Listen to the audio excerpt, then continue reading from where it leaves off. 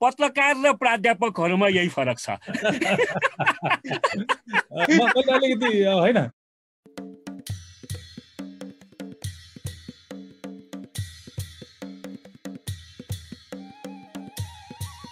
सबैले यज्ञ सरलाई ताली बजाइदिउँ ल। यज्ञ सरलाई अभिवादन गरौँ ल।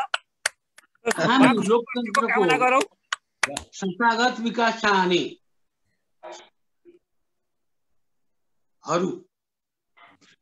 संस्थागत विकासका निमित्त धेरै हामी लड्यौं। हजुर राजनीतिक जब हामी कुरा गर्छौं, बहस गर्छौं, छलफल गर्छौं, यी सबैको अवस्थामा दल बिना हामीले महसुस गर्न सक्दैनौं। हामीले निर्वाचित निरङ्कुशतालाई कसरी नियन्त्रण गर्ने?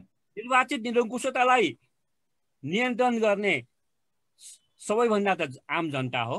त्यसपछि यो निष्पक्ष र स्वतन्त्र सञ्चार मिडिया हो।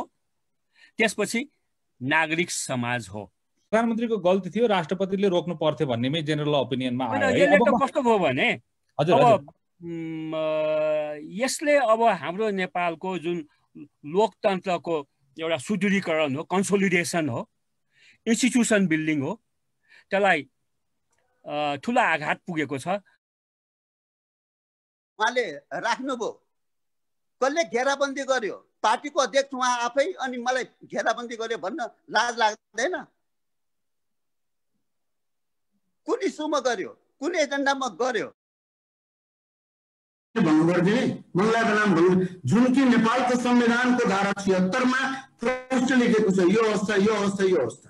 अनि उहाँले के भन्नु भयो भने मलाई काम गर्न दे, कसले काम गर्दैन? भन्दाखेरि यो 46 सालदेखि नै अलिकति कस्तो कल्चर आयो भन्दाखेरि संस्थागत विकास होइन, व्यक्तिगत आकांक्षाको विकासहरू चाहिँ यो मौलिँदै आएको पाइन्छ क्या।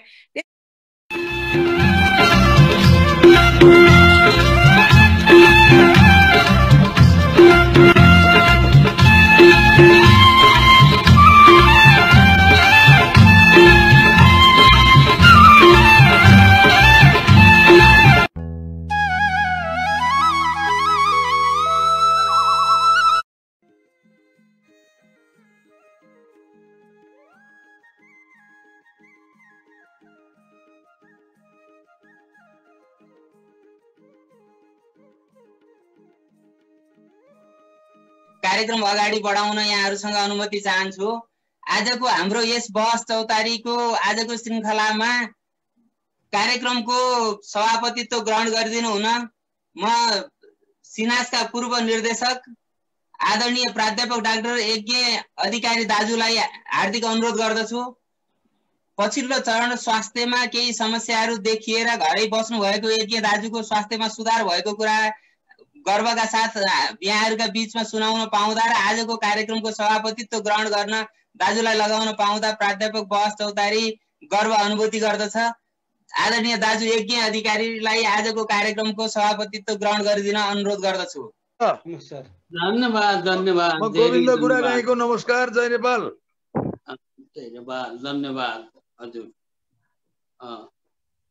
हस्, अब यसपछि आजको हाम्रो यस कार्यक्रममा हामीले नयाँ ढंगबाट बहसलाई अगाडि बढाउन चाहिराखेका छौं। मुलुकमा पछिल्लो चरण विकसित भएको राजनीतिक घटनाक्रमले अब देश कता जान्छ भन्ने एउटा जिज्ञासा सबैमा रहिराखेको छ। त्यो जिज्ञासा मेटाउनु प्रमुख कर्तव्य हामी राजनीति शास्त्रका विद्यार्थीहरूको प्राध्यापकहरूको हो। त्यसैले यो राजनीतिक घटनाक्रम के हो भन्नुभन्दा यो घटना किन घटिराखेको छ भन्ने विषयलाई, यसको सैद्धान्तिक पक्षलाई विश्लेषण गर्नेको रूपमा आजको कार्यक्रम हामीले सञ्चालन गर्न गइराखेका छौं। आजको कार्यक्रमको शीर्षक हामीले राखेका छौं नेपालमा बारम्बारको राजनीतिक संकट। समस्या के हो? समस्या केमा छ? सिद्धान्तमा छ, संरचनामा छ, संस्कारमा छ, पद्धतिमा छ, प्रवृत्तिमा छ वा पात्रमा छ? यो विषयलाई आज हामीले केलाउने छौं। आज यस कार्यक्रममा बहसका निम्ति आउनुभएका हाम्रा अतिथिगणहरू प्राध्यापक कपिल श्रेष्ठ सरलाई म हार्दिक स्वागत गर्न चाहन्छु। त्यस्तै आजको बहसमा उपस्थित हुनुभएका प्रगतिशील प्राध्यापक संगठनका पूर्व अध्यक्ष आदरणीय प्राध्यापक विजय बहादुर सिलवाल सरलाई पनि म हार्दिक स्वागत गर्न चाहन्छु। त्यस्तै आजको बहसमा उपस्थित हुनुभएका पूर्व राजदूत राजनीति शास्त्रका प्राध्यापक पूर्व राजदूत आदरणीय विजय कान्त कर्ण सरलाई पनि म हार्दिक स्वागत गर्न चाहन्छु। त्यस्तै आजको बहसमा हामीले पोलिटिकल साइन्स राजनीति शास्त्रकी प्राध्यापक डाक्टर इन्दु आचार्य म्यामलाई पनि बोलाएका छौँ। उहाँ केही छिनपछि जोडिन्छु भन्नुभएको छ, उहाँलाई पनि हार्दिक स्वागत गर्न चाहन्छु। र यस कार्यक्रममा जोडिनुभएका मेचीदेखि महाकालीसम्म विभिन्न क्याम्पसहरूबाट जोडिनुभएका विभिन्न विश्वविद्यालयबाट जोडिनुभएका सम्पूर्ण अग्रज प्राध्यापकहरूलाई हार्दिक स्वागत गर्दछु। र कार्यक्रमलाई सभापतिको अनुमति अनुसार अगाडि बढाउनका निम्ति यो कार्यक्रम सञ्चालन गर्न आज हामीले अलिकति नयाँ ढङ्गबाट कार्यक्रम सञ्चालन गर्न लागेका छौँ। र यो कार्यक्रमको ओभरअल प्यानल डिस्कसनलाई अगाडि बढाउन विश्वविद्यालय पत्रकारितामा प्राध्यापन गरिरहनु भएका हाम्रा आदरणीय मित्र पत्रकार पनि हुनुहुन्छ, उहाँ श्रीराम पौडेलजीलाई पनि म हार्दिक स्वागत गर्न चाहन्छु।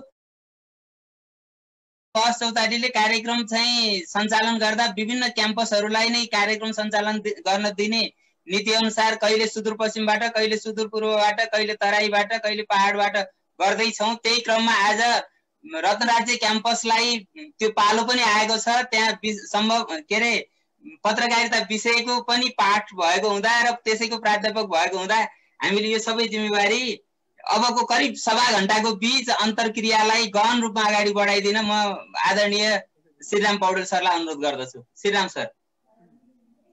हजुर सर, धेरै धेरै धन्यवाद मेरो रेस्पेक्टेड प्रोफेसर र मेरो फेलो फ्रेन्ड।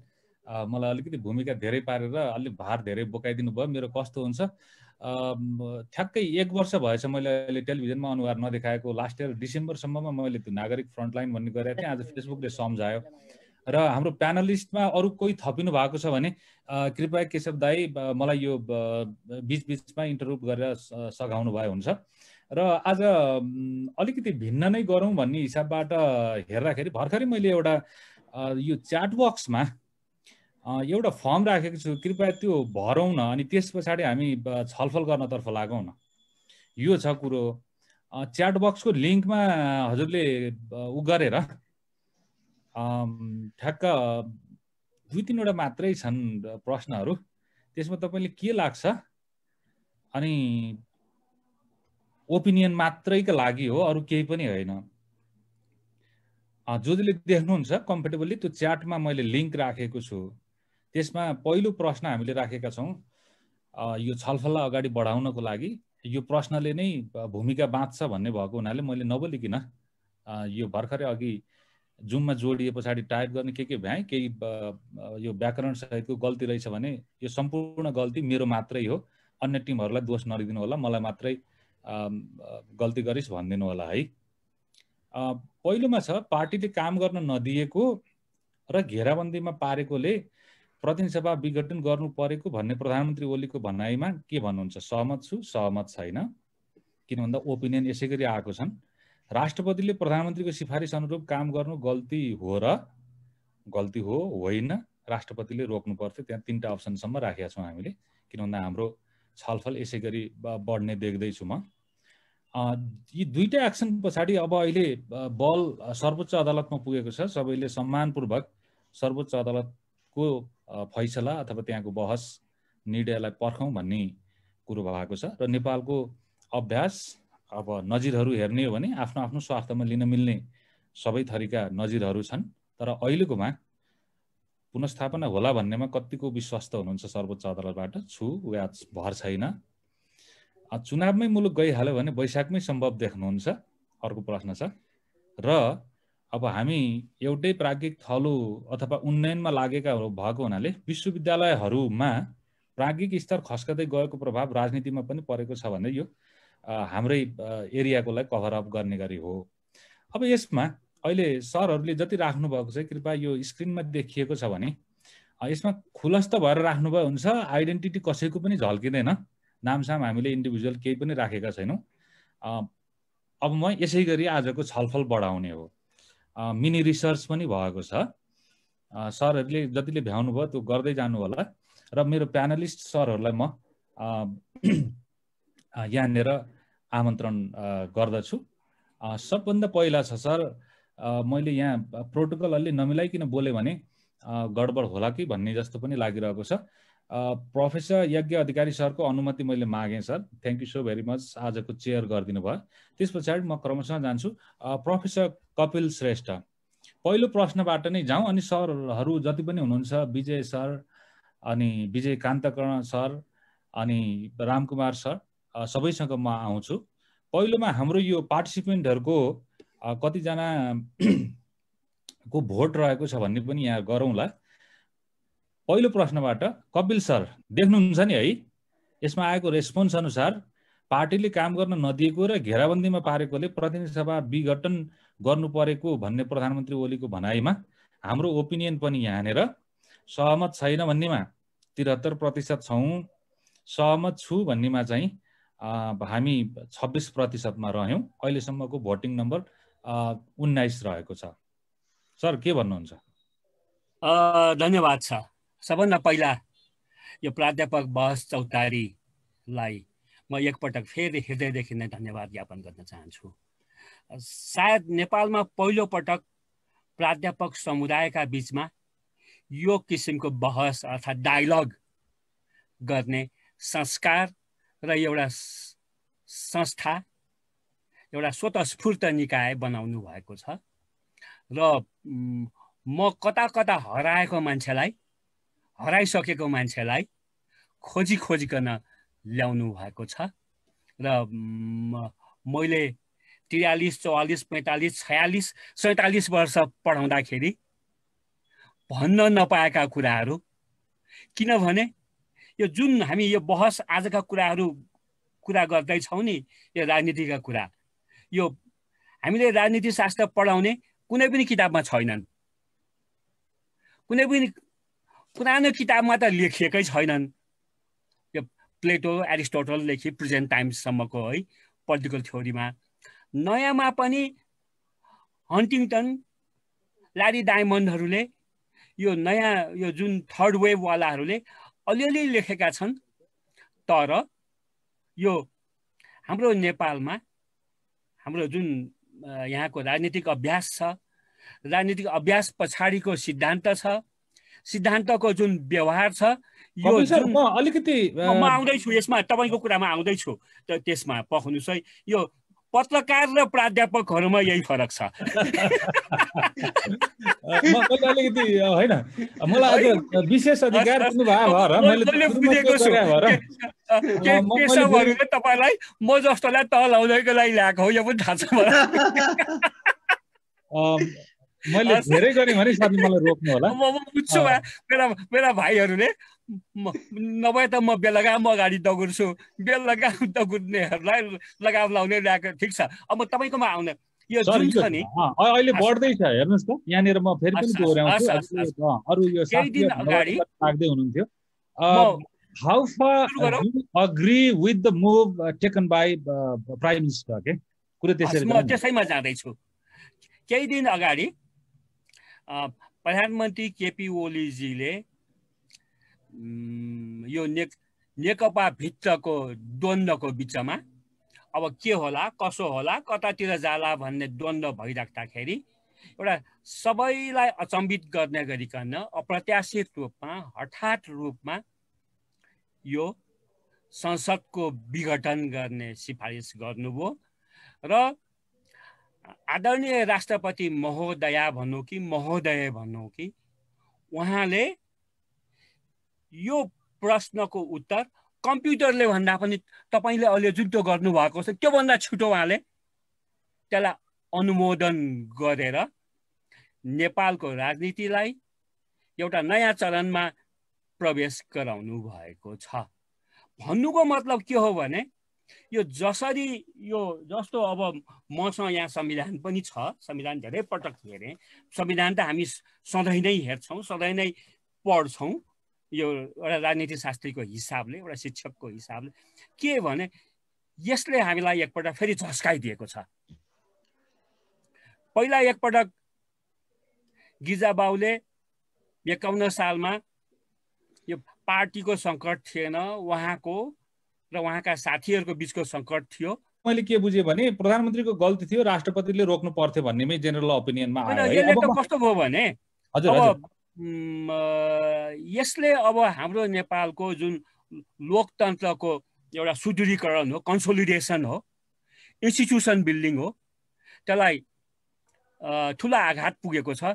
अब डिजोल्युसन गर्नै हुँदैन भन्ने होइन, यसले संविधानमा पनि एउटा ठुलो फास्ट ट्र्याक संविधान हो नि, हतारमा यो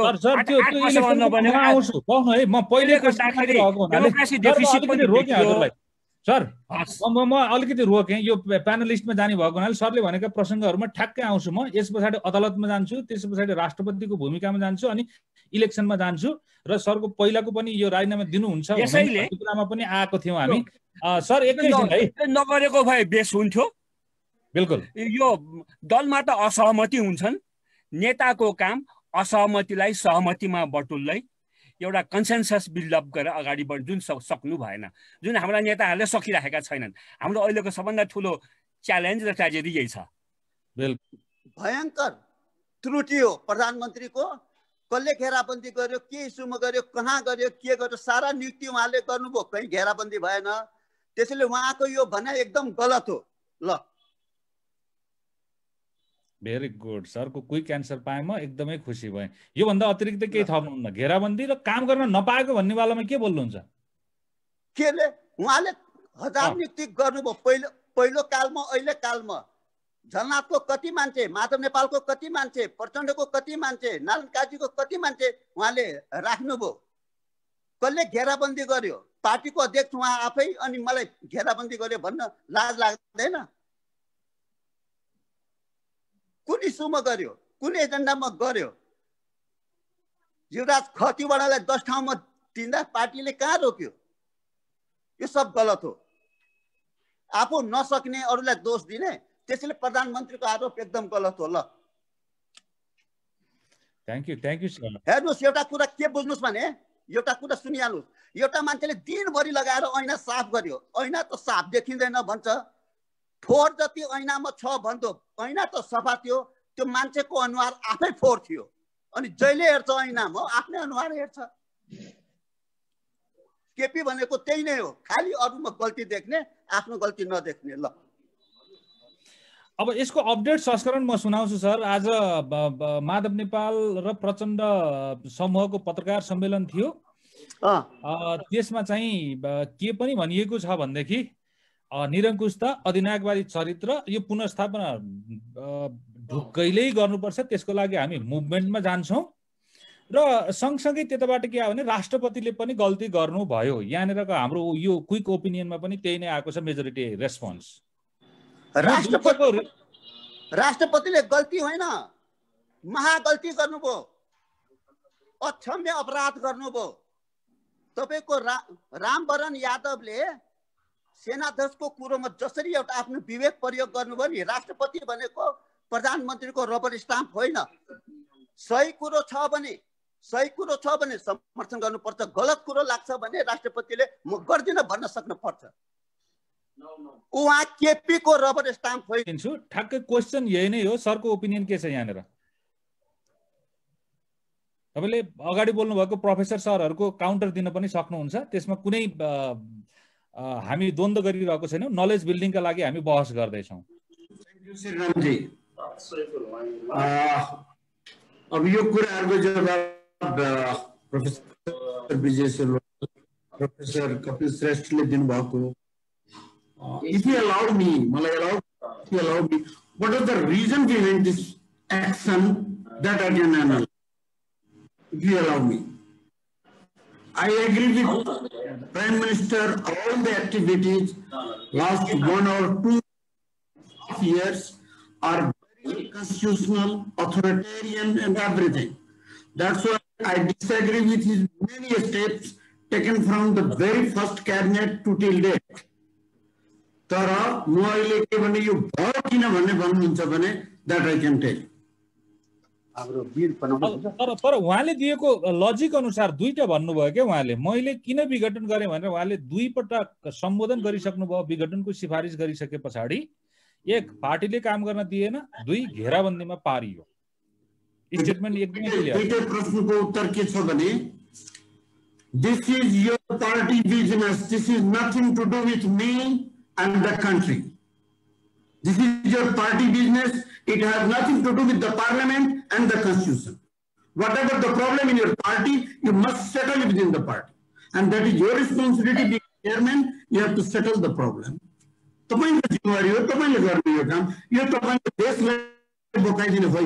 is not the problem which can be shared by the 30 million people of this country. This is out of constitutional, and even if, whether I agree, even if I agree with Mr. K.P. Oli, how can I believe as a citizen of the country my money should go to the further election unnecessarily, and major constitution has been silenced, and the rights of the people. भाँडाको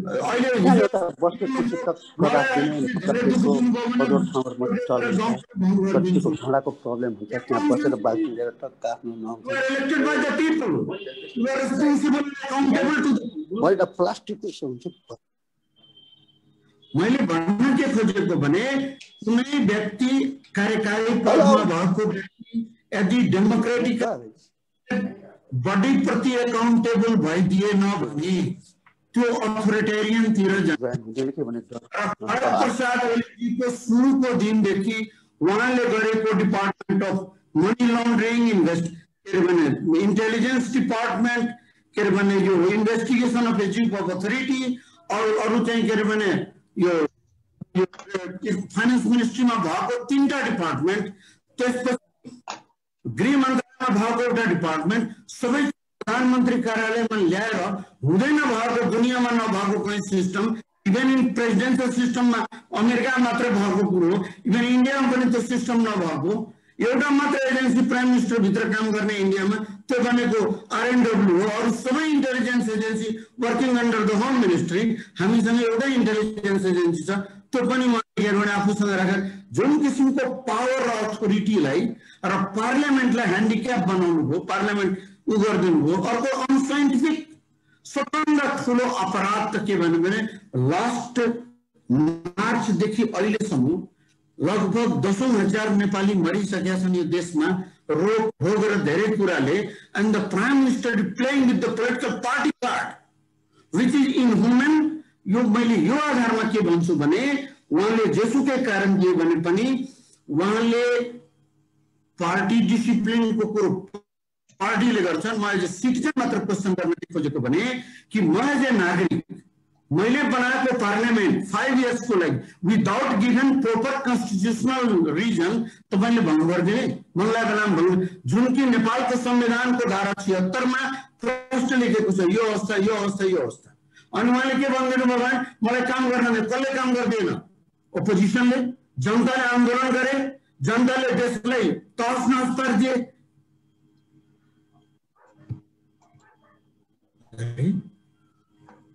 सुन्दैछौँ हजुर? होइन तपाईँ ठिकै हुनुहुन्छ, हामीसँगै हुनुहुन्छ हजुर।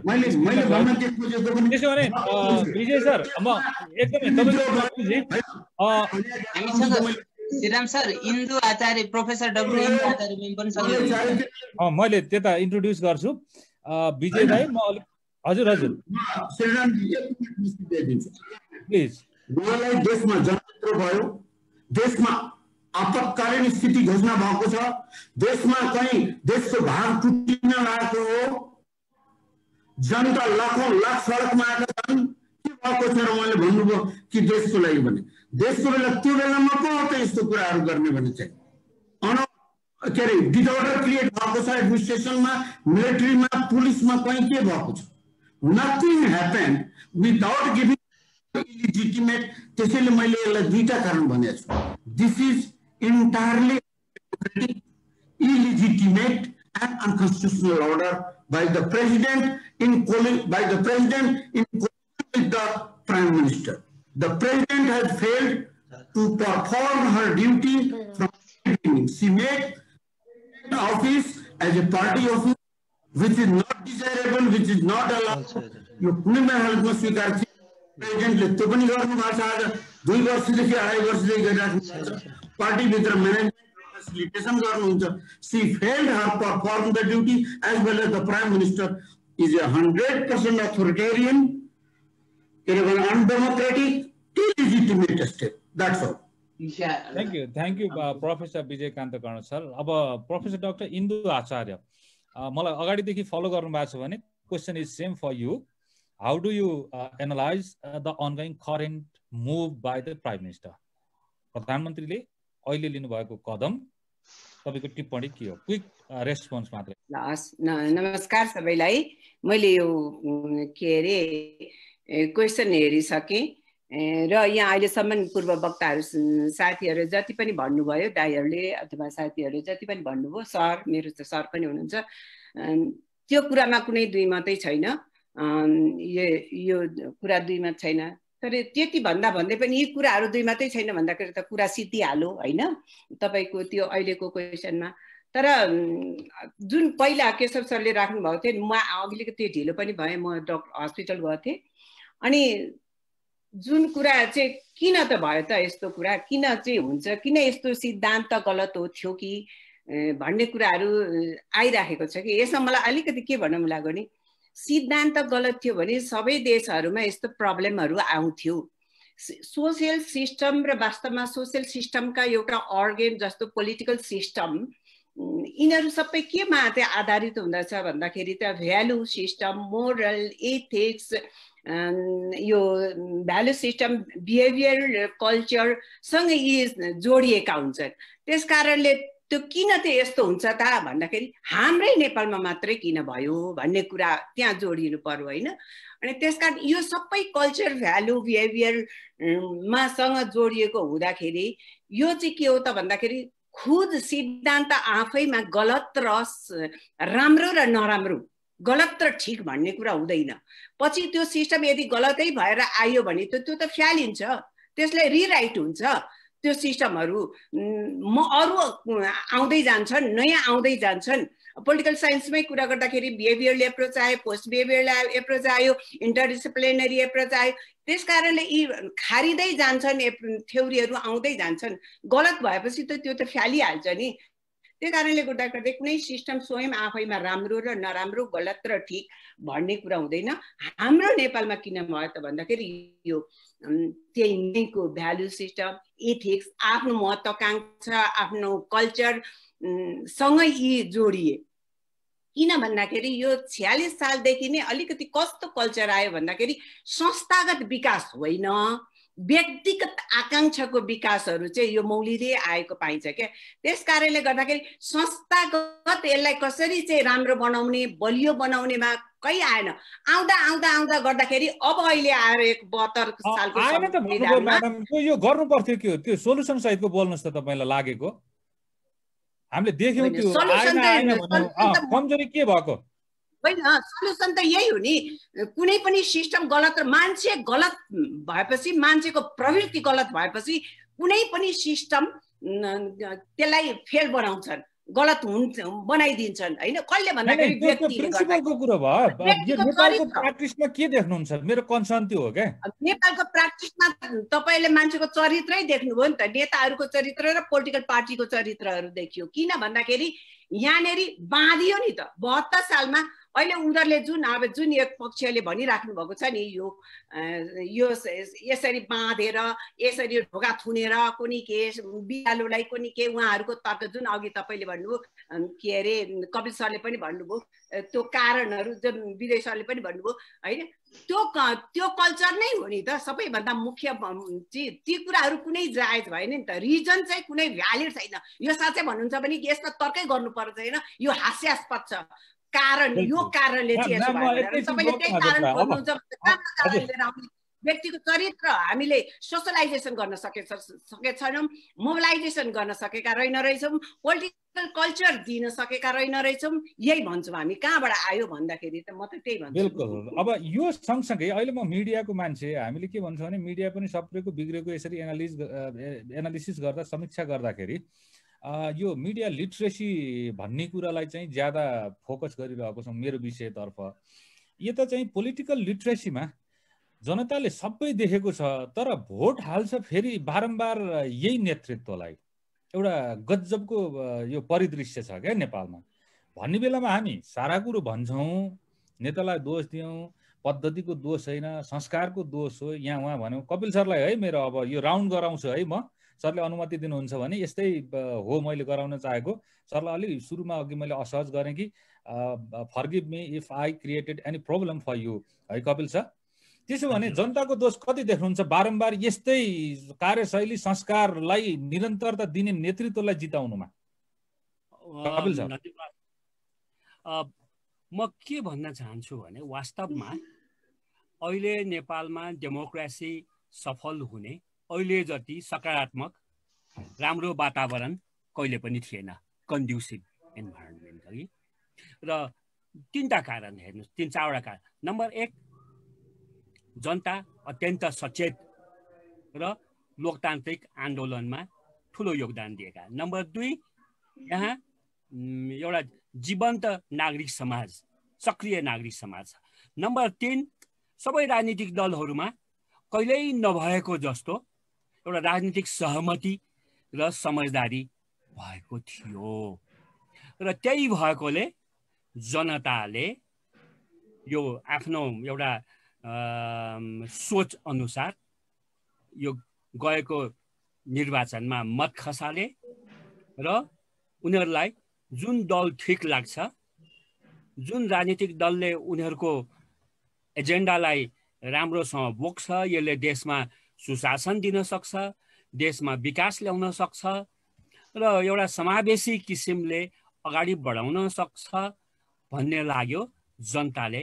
र निर्वाचन पनि एउटा नेपाली राजनीतिको एउटा सबल पक्ष के थियो भने संसारमा हामीले निर्वाचनमा सानोतिनो कमी कमजोरी बाहेक यो विकासोन्मुख राष्ट्रहरूमा दक्षिण एसिया, दक्षिण पूर्वी एसियाहरूमा हुने निर्वाचनको तुलनामा हाम्रो निर्वाचन यो स्वतन्त्र र कम धाँधली रहित नै थियो। यो जुन कुरा म त एउटा निर्वाचन पर्यवेक्षक पनि राष्ट्रिय र अन्तर्राष्ट्रिय निर्वाचन पर्यवेक्षकहरूले पनि यो राम्रो भनेर सराहनीय गरेको निर्वाचन थियो। भन्नुको मतलब अब हे जनतासँग धेरै विकल्प छैन नेपालमा। जनताले जब आफ्नो जिम्मेवारी पुरा गर्नुपर्ने अवस्था थियो, जनताले नेपालमा 48 सालको निर्वाचनमा पनि जनताले आफ्नो दायित्व राम्रोसँग पुरा गरेको हो। 51 सालमा पनि एउटा इनएप्रोप्रिएट मध्यावधि एउटा यो नचाहिने किसिमको मध्यावधि हो। त्यसमा जनताले जसले मध्यावधि कल गरेको राजनीतिक दल थियो त्यसलाई सजाय गरे। त्यसपछि यो जुन 3 वर्ष अगाडिको निर्वाचन हो, म अत्यन्त निष्पक्ष र वस्तुगत रूपमा हेर्दैछु। नेपालका जनताले 48 सालमा पनि 7 सालदेखि क्रान्ति गरेको दललाई ठुलो दल बनाइदिए, तर एउटा युवाहरूको भर्खर उदाएको दललाई यसलाई सन्तुलित गरोस् भनेर त्यसलाई विपक्षमा राखिदियो। हेर्नुहोस् है। र यस पटक पनि अब जनतामा एउटा चाहिँ अलिक कमजोरी छ, नागरिक शिक्षा अलिक कम छ, नागरिक चेतना जति हदसम्म हुनुपर्ने हो त्यति भएको छैन। र अलिकति यो राजनीतिक दलहरूले आन्दोलनहरूको क्रममा जनताहरूलाई पनि अति राजनीतिकरण गरेका छन्। नागरिक समाज अति राजनीतिकरण भएको छ। बुद्धिजीवी वर्ग, बौद्धिक वर्ग, सचेत वर्ग पनि अति राजनीतिकरणको शिकार भएको छ, ध्रुवीकरण भएको छ, जसले गर्दाखेरि यहाँ निष्पक्ष र वस्तुगत किसिमको जनमत निर्माण हुन चाहिँ त्यो भयो। तर अब जसरी यो 5 वर्षको संसदलाई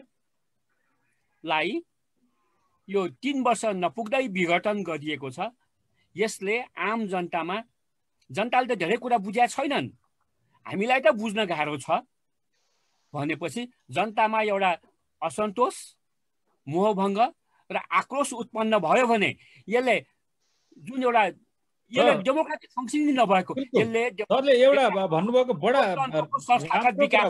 कपिल सर एउटा पूरक प्रश्न सहित हजुरलाई म बोल्न निवेदन गर्दछु। यो कतिपय यो व्यङ्ग्यात्मक कविहरूले पनि लेखेका थिए कि अहिले मैले ताप्ने घाम र बाइडेनले वा केपी ओलीले वा शेरबहादुर देउवालले ताप्ने घाम एउटै हो। कस्तो राम्रो है हेर्नुहोस् है। मैले हाल्ने भोट एउटै हो, उनीहरूले हाल्ने भोट पनि एउटै हो। अब यो चाहिँ लेजिटिमेट अथोरिटी अथवा सार्वभौम सत्ता सम्पन्न भनेर जसरी हामीले संविधानले जनता नै मालिक हो भनेर व्याख्या गर्दछौँ या संविधानको प्रेम्बलदेखि नै हामीले वकालत गरिरहेको छौँ, यो अब डेमोक्रेटिक कल्चरमा जसरी म स्वशासित हुने हो, म भ्याउँदिन तिमीले गर भनेर हामीले प्रतिनिधि मार्फत स्वशासित हुनेको अभ्यास हो। यहाँनिर त्यसलाई चाहिँ सहमतिको नाममा जनतालाई लुटुपुटु पारे एउटा पोइन्ट सरले उठाउनु भएको। दोस्रो पोइन्ट जनताको नागरिक शिक्षाको त अलि कमजोर भयो र नेताहरू ज्यादा भए भन्नुभयो। यो यो यो जुन ग्याप छ नि यसको करेक्सनको लागि के हो, के नेता नै अर्को उत्पादन गर्नुपर्ने हो कि जनता नै अर्को उत्पादन गर्नुपर्ने हो कि एजुकेट गर्नुपर्ने हो? एकदमै टु द पोइन्ट है सर, अठाडो सोध्दैछु है, म माफी चाहन्छु है यदि मैले अन्यथा सीमा नागेँ भने। यो मुलुकको जनता त जनतै हो, अरू मुलुकका जनता ल्याएर राख्ने कुरा हुँदैन र you get the leaders you deserve भन्छन्। नेताहरू पनि यिनै हुन्। कुरा के भने नेतालाई जुन अंकुश लगाउनु पर्ने हो, नेतालाई जसरी जिम्मेवारी बोध गराउनु पर्ने हो, नेतालाई जसरी आफ्नो कर्तव्यप्रति संवेदनशील बनाउनु पर्ने हो, त्यो चाहिँ अलिकति हामी कहाँ मेकानिजमहरू कमजोर भएको छ।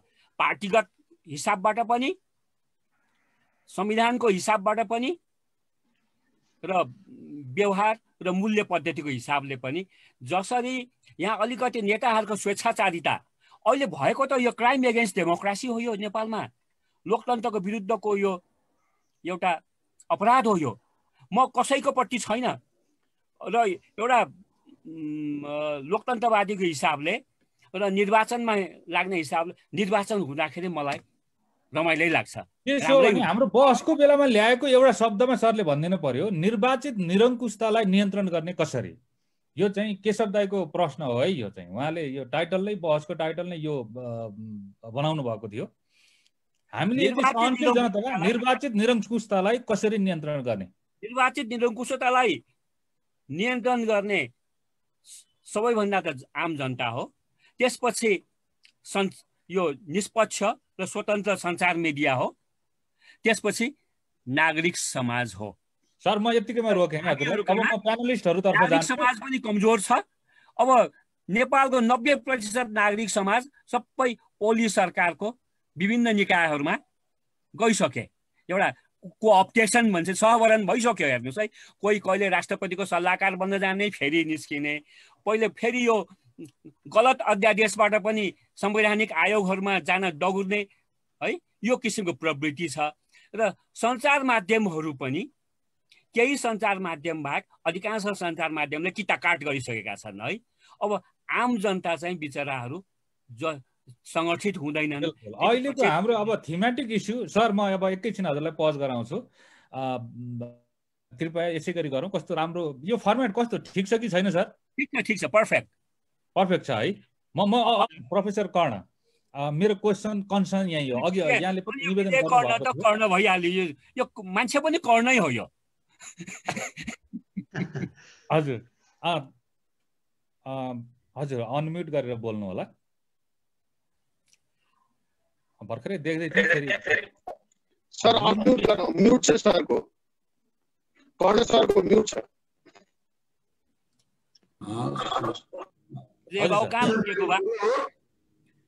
मेरो गुरु हो, उहाँसँग मैले धेरै कुराहरू जीवनको पढाइ बाहेक अरू धेरै कुराहरू सिकेको छु। साथसाथै आन्दोलन गर्ने पनि सिकेको छु है उहाँसँग। 46 सालको आन्दोलनमा हामी रात दिनै सँगै थियौँ है। ठिकै छ। तपाईँले गर्नुभएको प्रश्नमा 2-3टा कुराहरू भन्छु म। पहिलो, सबभन्दा पहिले कुरो के हो भने कि यो जुन इलेक्सन थियो, यो संविधान बनिसकेपछि, मलाई पर्सनली भन्नुहुन्छ भने I am very much disagree with the many parts of the constitutional order of this country, and म एकदमै डिसएग्री गर्छु। तर पनि जुन डेमोक्रेटिक सिस्टममा आएको केही कुराहरू भ्यालुजहरूलाई म रेस्पेक्ट गर्छु। त्यो अन्तर्गत तपाईले भनेको यहाँ 3-4 वटा कुराहरू यो इलेक्सनमा थियो। मेरो अफिसका साथीहरू गइसके नभए म अहिले त्यो पनि देखाइदिन्छु तपाईहरुलाई। श्रीरामजीले देखाएको क्वेशन जस्तै हामीले सबै पार्टीको म्यानिफेस्टो र कमिटमेन्ट पेपरहरूलाई एनालाइज गरेका थियौं। यहाँ 3टा कुरा महत्त्वपूर्ण छन्। Hope for stability, development, peace र राष्ट्रवाद। लगभग धेरै जसो दलको एजेन्डा थियो।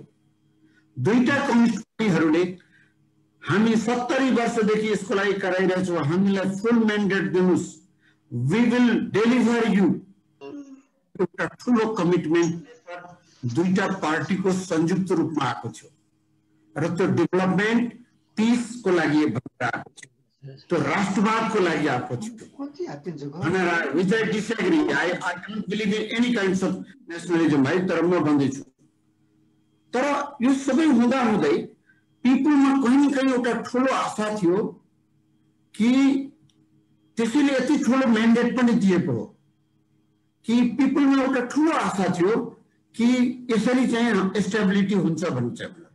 फर्स्ट क्वेशन कहाँ एराइजेस भयो भने यसरी भोट दिएर स्टेबिलिटी हुँदैन भनेर नेपाल मात्र होइन दुनियाँमै पनि भएको होइन। 30 वर्ष शासन, 25 वर्ष भारतको 6-7 वटा चुनाव भइसकेर पनि 1977 पछि भारतमा लगभग 1990 सम्म इनस्टेबिलिटीको ड्रेस चलेको थियो। 4-5 सालमा 4-5 वटा प्रधानमन्त्री भएका थिए। त्यसैले यो इलेक्सनमा यसरी भोट दिने बित्तिकै स्टेबिलिटी भइहाल्छ भन्ने कुरोको यो कल्चर होइन भन्ने आयो। अर्को के आयो भने दोस्रो महत्त्वपूर्ण कुरो जुन नेपालको लागि उहाँले खतरा भन्नुभयो, म पनि खतरा भन्छु, त्यो के भयो भने पोलिटिकल आइडियोलोजीलाई पपुलिजमको आइडियोलोजीबाट रिप्लेस गर्ने। The prime minister KP Oli whenever he desire, उहाँलाई जुन जुन बेला इच्छा लाग्यो त्यो बेलामा पोलिटिकल आइडियोलोजीलाई छोडेर पपुलिजमलाई आइडियोलोजी बनाएर लानुभयो, नेसनलिजमलाई त्यसरी लानुभयो। उहाँको अर्को खतरनाक काम जुन कि नेपालको जियो पोलिटिक्समा प्ले गर्न थाल्नुभयो, कहिले चाइनातिर, कहिले इन्डियातिर, कहिले चिनिया राजदूत, कहिले भारतीय राजदूत, कहिले अमेरिकनहरू। यो हाम्रो क्यापेसिटी, हाम्रो डिप्लोमेसी, हाम्रो फरेन मिनिस्ट्री, हाम्रो फाइनेन्स मिनिस्ट्री, हाम्रो गभर्नमेन्टको क्यापेसिटी भन्दा बाहिरको। 4 साल धोखाले म एकचोटि राजदूत भएको थिएँ, त्यो बेलामा परराष्ट्र मन्त्रालयको क्यापेसिटीमा एसेस गर्न पाएको छु। त्यो मैले के भन्छु भने यो हाम्रो क्यापेसिटी भयो। We can't play between India and China, we don't have capacity. Never think of that one. It is our beyond capacity. हाम्रो केही छैन। तिनका एक वटा यस्ता छन् धुरन्धरहरू कि हामीसँग त्यस्ता एकजना इन्डिभिजुअल पनि छैनन्। म भन्छु त्यो चाइनामा पनि छन्, भारतमा पनि छन्, अमेरिकाको त कुरै छोड्दिनु। त्यो अवस्थामा भएको छ हैन।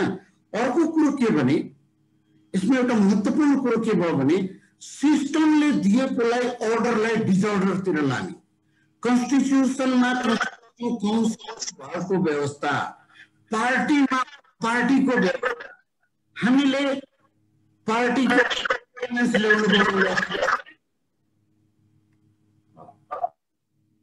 दुईटा अर्डिनेन्स ल्याइदिनुभयो।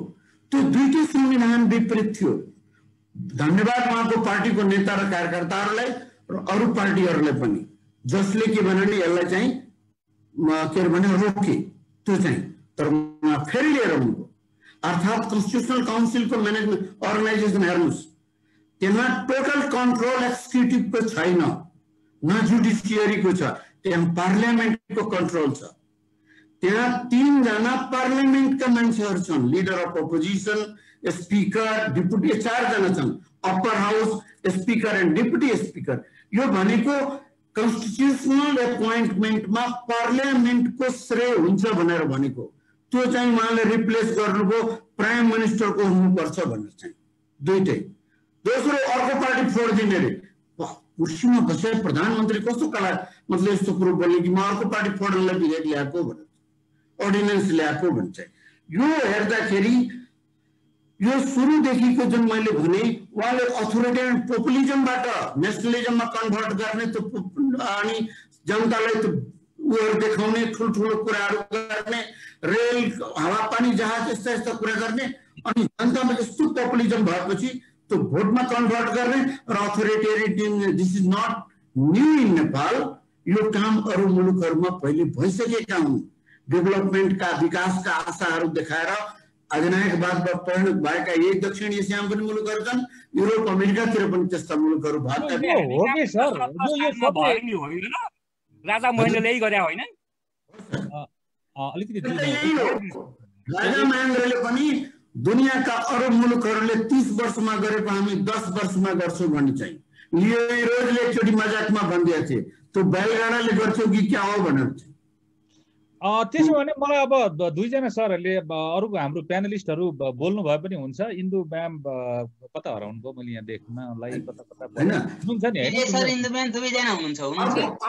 अर्को श्रीरामजी एउटा पोइन्टमा भनेर नै तपाईले एन्सर गर्नुपर्ने कुरा पढ्नु न।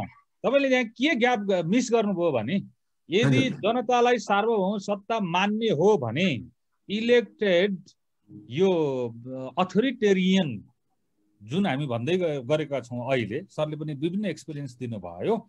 यहाँ के जनताले चाहिँ नागरिक शिक्षा नभएको नपुगेको भन्ने हिसाबबाट कपिल सरको आयो ओपिनियन। त्यसो भने नेतालाई कन्ट्रोल गर्ने जनताको के पुगेन, यो ग्यापलाई तपाईँ के गर्नुपर्छ भन्नुहुन्छ? कुनै सजेसन छ?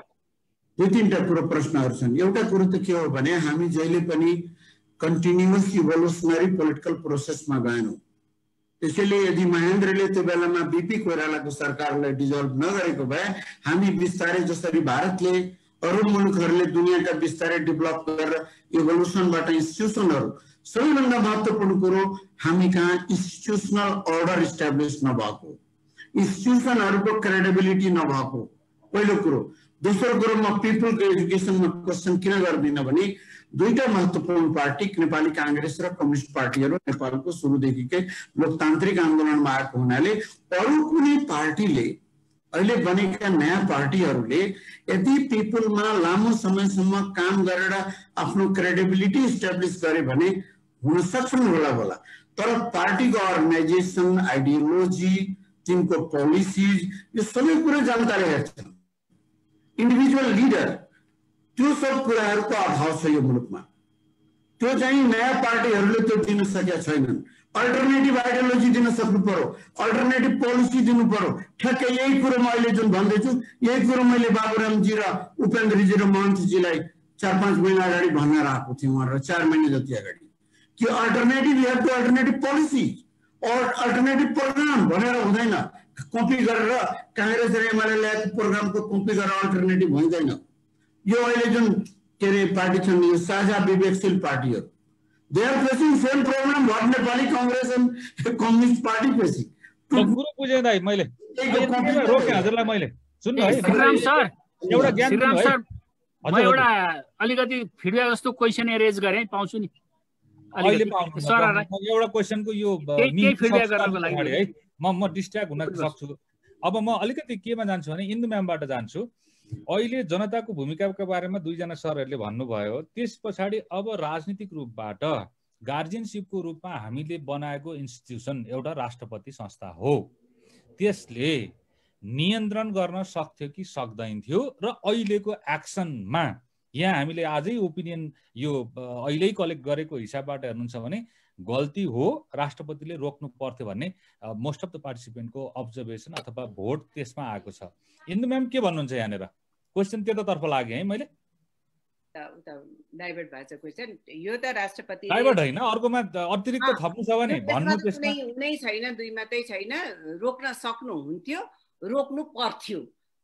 यो किनभने त्यहाँ प्रोभिजनहरू पनि छन्। अब द्रुत गतिमा यो त भन्छ नि एउटा द्रुत के अरे प्लेन उडे जतिकै उहाँले लग्ने, उहाँले सदर गर्ने हिसाबमा जुन भइराखेको छ यो त ठिकै होइन। तपाईको जुन क्वेसन थियो, अब यो निर्वाचित निरङ्कुशतालाई कसरी नियन्त्रण गर्ने होइन, अब यो अल्टरनेटिभ जनताहरू अलिकति यहाँ चाहिँ म संस्थागतै जोड दिन्छु कि म यहाँ गल्ती हो भन्नुभयो। यहाँ त मेजोरिटी जस्तो गरी गल्ती होइन भन्नेमा आयो त हो। राष्ट्रपतिले प्रधानमन्त्रीको सिफारिस अनुसार काम गर्दा त हेर्नुहोस् त, सिफारिस अनुसार कार्य गर्नु त्यस पछाडिको चाहिँ जुन रियाक्सन थियो नि, जसरी यो जानु पर्थ्यो त्यो चाहिँ भएन क्या। अब एक किसिमले भन्नुहुन्छ भने पार्लियामेन्ट्री सिस्टममा के अरे ब्रिटेनको कुरा गर्नुहुन्छ भने उसको मृत्युवरणलाई लगेर दियो भने पनि उसले सिग्नेचर गर्छ। तर यहाँको राष्ट्रपतिले त्यति गरी त्यो किसिमको कुरा गरिराखेको छैन। यो के पृष्ठभूमिमा मैले दलिल गर्दैछु भने संविधान किन आउनु पर्यो बाँधेर त्यस्तो संसदीय व्यवस्थाका प्रधानमन्त्रीलाई, वेस्टमिनिस्टर सिस्टमको प्रधानमन्त्रीलाई त्यति साह्रो बाँधेर किन आउनु पर्थ्यो संविधान भन्दाखेरि त्यही हो, पोलिटिकल चरित्र नभएको कारणले गर्दाखेरि बाँध्न बाध्य भयो। त्यस कारणले गर्दाखेरि त्यो के हो त भन्ने कुरा हेर्ने एउटा कुरा हैन। यसको कन्टिन्युटी एकैछिन पज गर्नु त, मेरो कुरा सुन्दिनु त। इन्स्टिट्युसनल अर्डर नभएको हुनाले बेलगाम रूपबाट नेताहरू निरङ्कुशतातर्फ गए भन्नेमा अघि दुईजना सरहरूको ओपिनियन आयो। त्यस अनुसार यहाँनिर यदि कन्ट्रोल गर्ने मेकानिजम हो भने राष्ट्रपति संस्था हो। हाम्रो संरचना अनुसार राष्ट्रपतिले अहिले यदि अभिभावकीय जिम्मेदारी पूर्वक काम गर्न चुक्नु भएको हो, त्यो चुक्नु भएको इन्स्टिट्युसनल अर्डरका लागि के गर्नुपर्छ त? तपाईँ के रिकमेन्ड गर्नुहुन्छ? उहाँले होइन, पहिलो त उहाँले कमसे कम संविधानविदहरूलाई ल्याएर एउटा सल्लाह गराउन सक्नुहुन्थ्यो। उहाँले सबैपट्टि एउटा, उहाँ चाहिँ एउटा पार्टीको मात्रै होइन नि त, यो त देश त सबैको हो नि त। राष्ट्रपति भइसकेपछि त सबै कुरा त्याग्न सक्नुपर्छ नि त। उहाँ एउटा पार्टीको व्यक्ति भएर जुन काम अगाडि बढिरहनु भएको छ त्यो कुरा चाहिँ गलत हो नि त। उहाँले सर्वदलीय सबैलाई ल्याउनु पर्थ्यो, एकपल्ट एउटा मिटिङ गर्न। आफ्नो भ्यू पो नदिने त, अरूकाको भ्यू त उहाँले राख्न सक्नुहुन्थ्यो नि। त्यसपछि संवैधानिक निकायहरू संविधानविदहरूलाई ल्याएर सल्लाह लिन सक्नुहुन्थ्यो। त्यो मिनिमम एउटा कुरा म एउटा इक्जाम्पल दिन्छु कि भारतमा त्यो राष्ट्रपति हुने बित्तिकै एउटा के थियो भन्दाखेरि कोठामा नि के अरे 200-300 किताबको राष्ट्रपतिको लाइब्रेरी हुन्छ अरे क्या। उहाँ जाने बित्तिकै के हो भनेर पढ्नुपर्छ। अब हाम्रो राष्ट्रपतिले त केही कुरा पढ्नु भएको छैन, केही नै किताबै उहाँलाई चाहिएको छैन। अनि त्यहाँबाट कसरी उहाँ, त्यस कारणले सल्लाह त लिनु पर्यो नि त अर्काको, सर्वदलीय कि यता केही ल्याउनु पर्थ्यो उहाँले, त्यो कुरा हो क्या।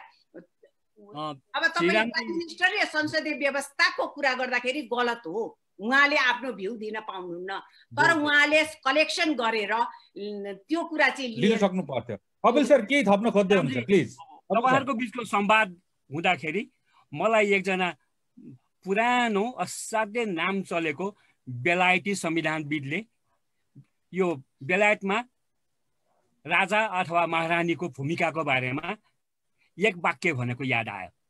उनले भनेका थिए कि बेलायतमा राजा अथवा महारानीको भूमिका कन्स्टिट्युसनल मोनार्कको भूमिका, जसको हुन त वास्तवमा त्यसको कुनै केही अधिकार छैन, तर अङ्ग्रेजीमा एडभाइज, वार्न एन्ड इन्करेज, सल्लाह दिने, उसलाई वार्न गर्ने, उसलाई छने र इन्करेज गर्ने, प्रोत्साहन दिने। अब हाम्रो अहिलेको वर्तमान राष्ट्रपतिमा पदको गरिमा अनुसार प्रधानमन्त्रीलाई सल्लाह दिने अथवा उसलाई होसियारी र खबरदारी गर्ने र अलिकति प्रोत्साहन दिने क्षमता भएन। यसैले एउटा पार्टीको राष्ट्रपति अनुसारको गरिमा एउटा रबर स्ट्याम्प हामीले खोजेका होइनौँ।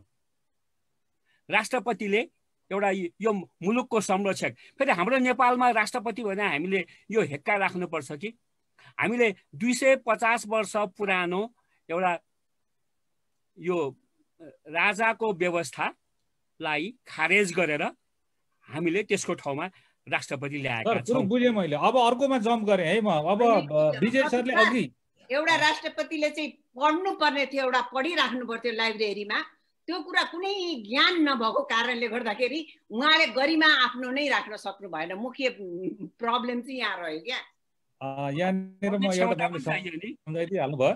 अर्को यो पनि गर्न सकिन्थ्यो म्याम। मैले प्रथम राष्ट्रपति डाक्टर रामवरण यादवसँग यसै गरी म एक्टिभ पत्रकार भएको बेलामा उहाँसँग 2013मा कुराकानी गर्ने अवसर पाएको थिएँ। श्रीराम, यहाँ बसेर पढ्ने कुरो बेग्लै हो, तर पढेका मान्छे मैले हायर गरेर कुरा सुन्न भन्ने सक्छु है।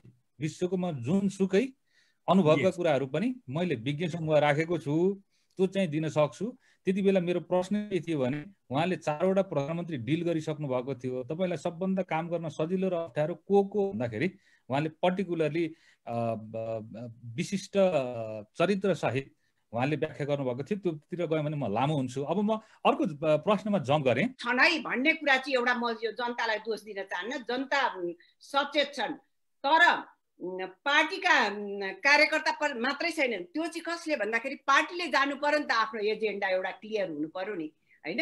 उनीहरूले कसरी चाहिँ लिडरलाई एजुकेट गरिराखेका छन्, अथवा पोलिटिकल पार्टीले कस्ता एजेन्डा के हो, पोलिटिकल पार्टीका एकाउन्टेबिलिटी के हो भन्ने कुरा उनीहरूले नै नबुझेको छन्। अनि त्यही सत्तामा जाने भएको कारणले निरङ्कुश अघिको कुरा आयो नि, त्यस कारणले गर्दाखेरि त्यहाँ नियन्त्रण गर्नुपर्ने। नभए त अब अल्टरनेट पनि दिएको छैन। अल्टरनेट भनेको के हो त भन्दाखेरि यहाँ अहिले त्यो कम्युनिस्ट अथवा एमाले अनि काङ्ग्रेस अब आयो, विवेकशील ऊ पनि त्यसैमा रहन भुल्लमा भुल्यो, पार्टी फुट्नु उठ्नु कहाँ चाहिँ भयो त? उसको एक्स्ट्रा संस्कृति कल्चर कहाँबाट आयो त? नयाँ त उसले केही दिन सकेन। अनि आउनु पर्ने त के हो त भन्दाखेरि यी तिनै जनताले बार बार यसलाई राम्रो गर्छ कि भन्छन्, फेरि गर्दैन, फेरि अर्को राम्रो गर्छ कि भन्छन्। त्यसकारण सचेत छन् जनता भेडा। हजुर सर, हजुर एकैछिन रोकेँ है हजुरलाई। हजुर यो पज गराउँछु है हजुरलाई म। यो ओपिनियन सरलाई अलिकति टेक्निकल्ली जोड्नको लागि यहाँ अलिक अप्ठ्यारो परे भएर मलाई सहयोग गर्नुभयो। Thank you so very much. Shival sir, हजुर सुन्दै हुनुहुन्छ नि? म राष्ट्रपतिको बारेमा खाली एक लाइनमा टुङ्ग्याउँछु। ल सर, ल। शिवजीले भस्मासुरलाई के वरदान दियो त्यो सम्झिनु होइन। एउटा कुरो, तपाईको प्रचण्ड र शेरबहादुर देउवाको पालोमा अध्यादेश जारी गर्दाखेरि विद्या भण्डारीजीले कति दिन रोक्नुभयो त्यो हामीले बिर्स्यौँ? बिर्सेको भए बिर्से भन्नुहोस्। उहाँले कति दिन रोकेर सल्लाह गर्नुपर्छ भन्नुभएको थियो। अब यो कुरा हामीले बिर्सने राइट हो? ल यही कुरो हो। ल मेरो श्रीरामजी गजब छ विजय। हजुर म दुईटा कुरो राख्छु है। तपाईले हुन्छ, हस्। इलेक्टेड रिप्रेजेन्टेटिभलाई कसरी कन्ट्रोल गर्ने? We have a mechanism. यो सेट मेकानिजम हाम्रो कन्स्टिट्युसनमा छ। त्यो भनेको हाउस हो, पार्लियामेन्ट हो, अप्पर हाउस र लोअर हाउस, त्यसका कमिटीहरू छन्। मैले अध्ययन गर्दाखेरि 2048 र 2051 सम्मको कमिटीहरूले कमिटी भित्र आएका विषयहरू या मन्त्रीहरू आउँदाखेरि पार्टी बिर्सेर काम गर्थे। र त्यसपछि अरू जति पनि संविधान कमिटीहरू बने, अहिले कमिटी पनि, यो सबै कमिटीहरूमा पार्टी लाइनमा भोटिङ हुन थालेको छ। Which is very dangerous to make the leaders and elected representative minister accountable to the people. एउटा यो। दोस्रो कुरो म के भन्न खोजेको भने, पार्लियामेन्ट्री सिस्टमको कुरा गर्ने हो भने दुनियाँमा सबै पार्लियामेन्ट्री सिस्टममा के प्रधानमन्त्रीले चाहेर डिजल्भ हुन्छ? सबैभन्दा पुरानो युके को हाउस त डिजल्भ गर्न दिएन त, कोर्टले रोक्यो त। कोर्टले 2 साल अगाडि मात्रै रोक्यो त सुप्रिम कोर्टले ब्रिटेनमा। अर्को नर्वेमा हाउस डिजल्भ हुँदैन। धेरै मुलुकका संसदीय व्यवस्थाका निश्चित आधारहरू एउटा मात्र प्रिन्सिपल कहीँ पनि छैन। त्यसैले इलेक्टेड रिप्रेजेन्टेटिभलाई कपिल सरका केही कुराहरू जुन अघि भन्नुभएको थियो, सिभिल सोसाइटी, मिडिया, जुन इन्स्टिट्युसनहरू र त्यस बाहेकको अरू इन्स्टिट्युसनहरू छन्, जसरी अख्तियार दुरुपयोग निवारण पनि आयोग पनि हो, जसलाई ओलीजीले बनाइदिनु। खल्तीबाट मान्छे अस्ति संसद डिजल्भ गरेको बेलुका मुक्ति दिनुभयो भनौँ न एउटा कुरो, उहाँले सत्यानाश पुर्याइदिनु भयो। त्यसै गरी के भने अरू इलेक्सन कमिसन छ, पार्टीहरूले गडबडी गर्यो भने इलेक्सन कमिसन छ। मेरिटमा कर्मचारी सेलेक्ट गर्न हामीसँग लोकसभा आयोग छ। त्यसै गरी अरू विभिन्न आयोग छन्, ह्युमन राइट्स भायोलेसन भयो भने नेसनल ह्युमन राइट्स कमिसन छ। We have a various committee. यदि यो सबैलाई फङ्सनल बनाउने हो भने यो हुन्छ। तर के भने अघि उहाँले कसले उदाहरण दिनुभएको थियो राष्ट्रपतिको, म अगाडि प्रणब मुखर्जी बित्दाखेरि मैले श्रद्धाञ्जली सभा यसरी नै जुममा आयोजना गरेका थिएँ। नेपालका 3 जना पूर्व प्रधानमन्त्रीहरू, 2 जना परराष्ट्र मन्त्रीहरू र पूर्व राष्ट्रपति रामवरण यादवजी पनि आउनुभएको थियो। उहाँहरूले उहाँको बारेमा उहाँको छोरी पनि हुनुहुन्थ्यो, सुस्मिता मुखर्जी पनि हुनुहुन्थ्यो, उहाँहरूले र भारतको राजदूत पनि हुनुहुन्थ्यो। उहाँ मध्ये एउटा हाम्रो पूर्व राष्ट्रपतिजीले प्रणब मुखर्जीको व्यक्तिगत आचरण र चरित्रको बारेमा एउटा बहुत महत्त्वपूर्ण कुरो भन्नुभयो, म यहाँ सुनाउन चाहन्छु। प्रणब मुखर्जी जुन बेला राष्ट्रपति बन्नुभयो, उहाँ भारतको विदेश मन्त्रीबाट सिधै गएर राष्ट्रपति बन्न जानुभयो। सिधै साउथ ब्लकबाट अर्को कोठा पस्नुभयो नेपालको। उहाँ इन्डियन कांग्रेस पार्टीको सबैभन्दा ठुलो प्रब्लम सुटर हुनुहुन्थ्यो, म्यानेजर हुनुहुन्थ्यो। तर पनि उहाँ गएपछि उहाँ जुन दिन राष्ट्रपतिको कार्यकाल सिद्धियो, भारतको प्रधानमन्त्री अहिलेसम्म कहिले पनि भएको थिएन, भारतको प्रधानमन्त्री उहाँको चरण स्पर्श गर्नुहुन्छ।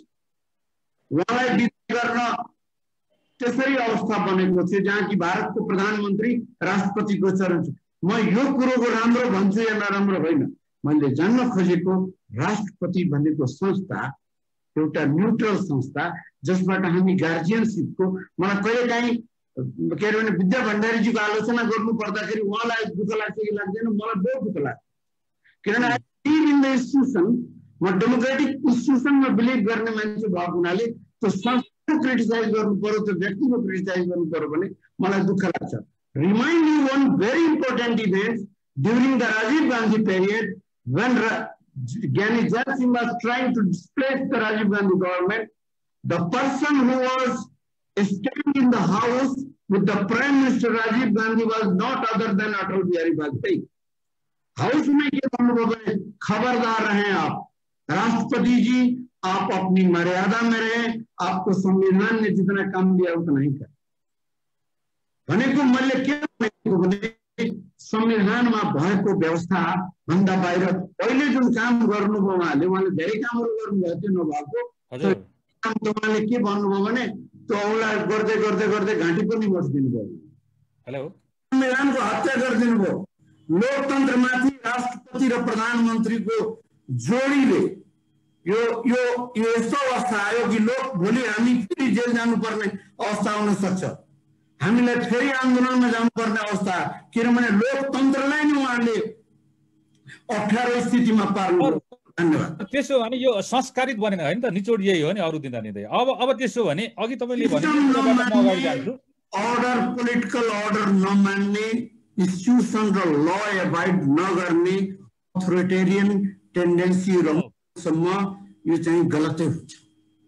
दुईजना मिलेर क्राइम एगेन्स्ट डेमोक्रेसी, लोकतन्त्रको विरुद्ध नै अपराध गर्नुभयो। अब त्यसो भने अब एकदमै सबैको भरोसाको रूपबाट आएको छ। यसमा सबैले ओपिनियन एकदमै एक लाइनमा मात्रै आउँछ अनि त्यस पछाडि म करिब अर्को 15 मिनटमा म यो मेरो भूमिका म सिद्ध्याउँदैछु। सर्वोच्च अदालतबाट धेरैले भर छैन भन्नुभएको छ। अहिलेसम्म 121 जनाको रेस्पोन्स मैले कलेक्ट गरिसकेको छु।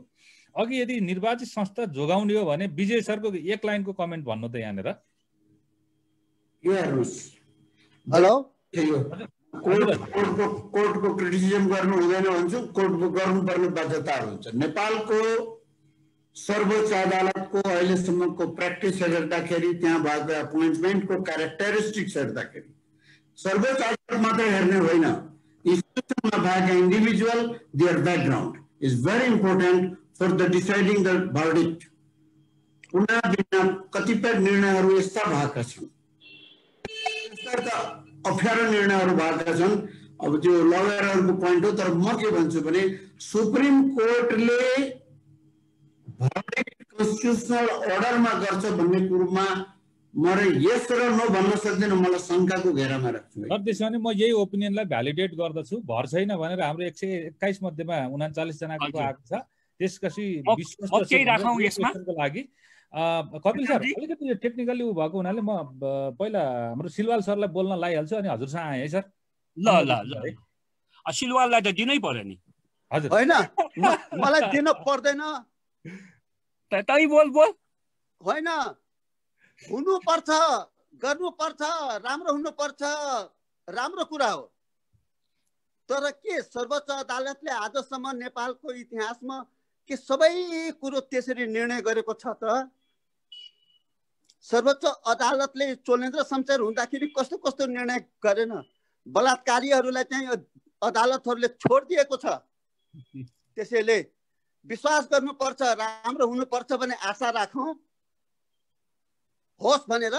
तर 100% यो चाहिँ मतलब भनौँ न जनताको पक्षमा गर्छ भन्ने किसिमको कुरोहरूमा सर्वोच्चले गरेन भने दुर्भाग्य हुन्छ।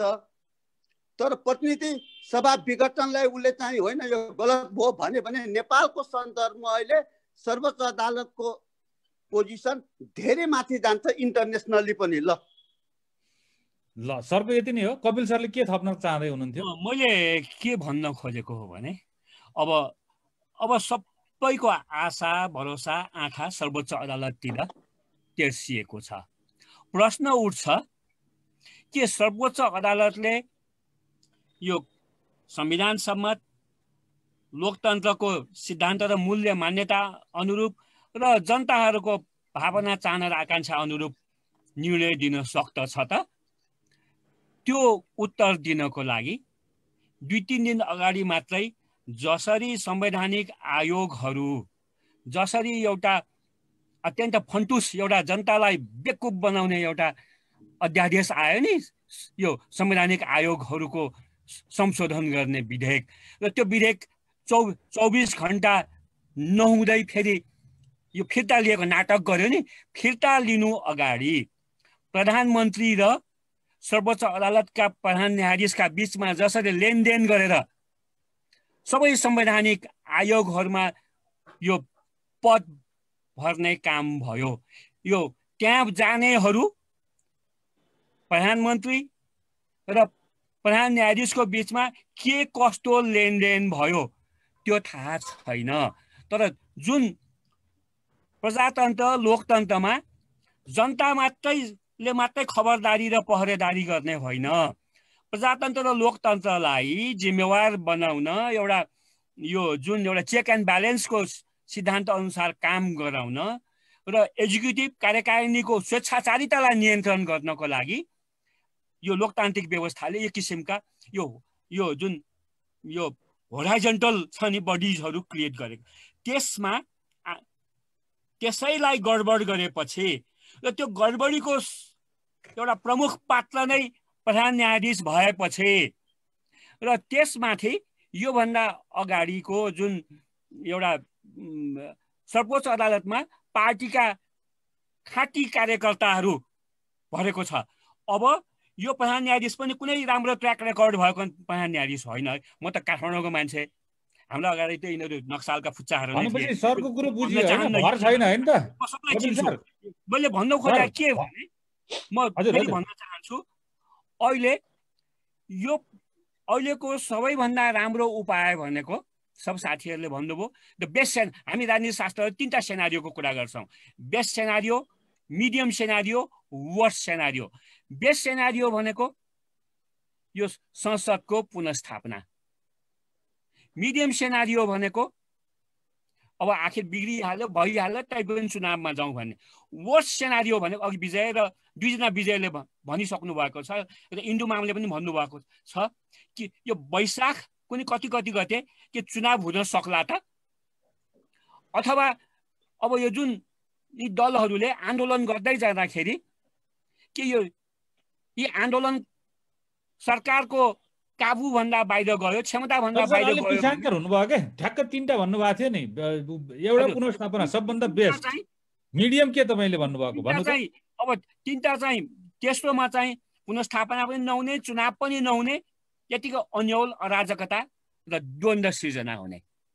नेपालले 10 वर्षको हिंसात्मक द्वन्द्व। त्यसो भने सर अब म अलिकति अन्तिममा आए, म 15 मिनेट मलाई दिएको समय अनुसार सर रोके मैले अहिले हजुरलाई रोके। त्यसैले हामीले आज अब अदालतमा सब जुडिस भयो भन्दैमा यो पब्लिक एक्ट हो। सार्वजनिक मान्छेहरूले सार्वजनिक कामबाट सबैको जिन्दगीलाई असर पुग्ने, जुम्ला हुम्ला ताप्ले जुङका एउटा किसानलाई पनि असर पुग्ने काम गरेको छ। यसैले हामीले अदालतलाई पनि दबाब दिनुपर्छ। यसरी गर्न अदालतको निर्णय अदालतका न्यायाधीशहरूलाई मनपर्ने निर्णय गर्न पाइँदैन। उनीहरूले पनि सबै किसिमका त्यसको लागि पनि इन्स्टिट्युसनल यो क्रस चेक चाहिन्छ। निर्णय गर्न पर्छ। यो एउटा त्यो स्टेटमा होपफुल छैनौ भन्ने एउटा बुझियो। अब मैले यो अब के प्रधान न्यायाधीशहरुकोमा जानुभन्दा अगाडि बेन्च बनाउनको लागि प्रधान न्यायाधीशको प्रमुख भूमिका हुन्छ। 5 जनाको बेन्च हुन्छ। 5 जनाको बेन्चमा उसले यसो लोकतान्त्रिक भएको जसो देखाउनलाई 1 जना अथवा 2 जनासम्म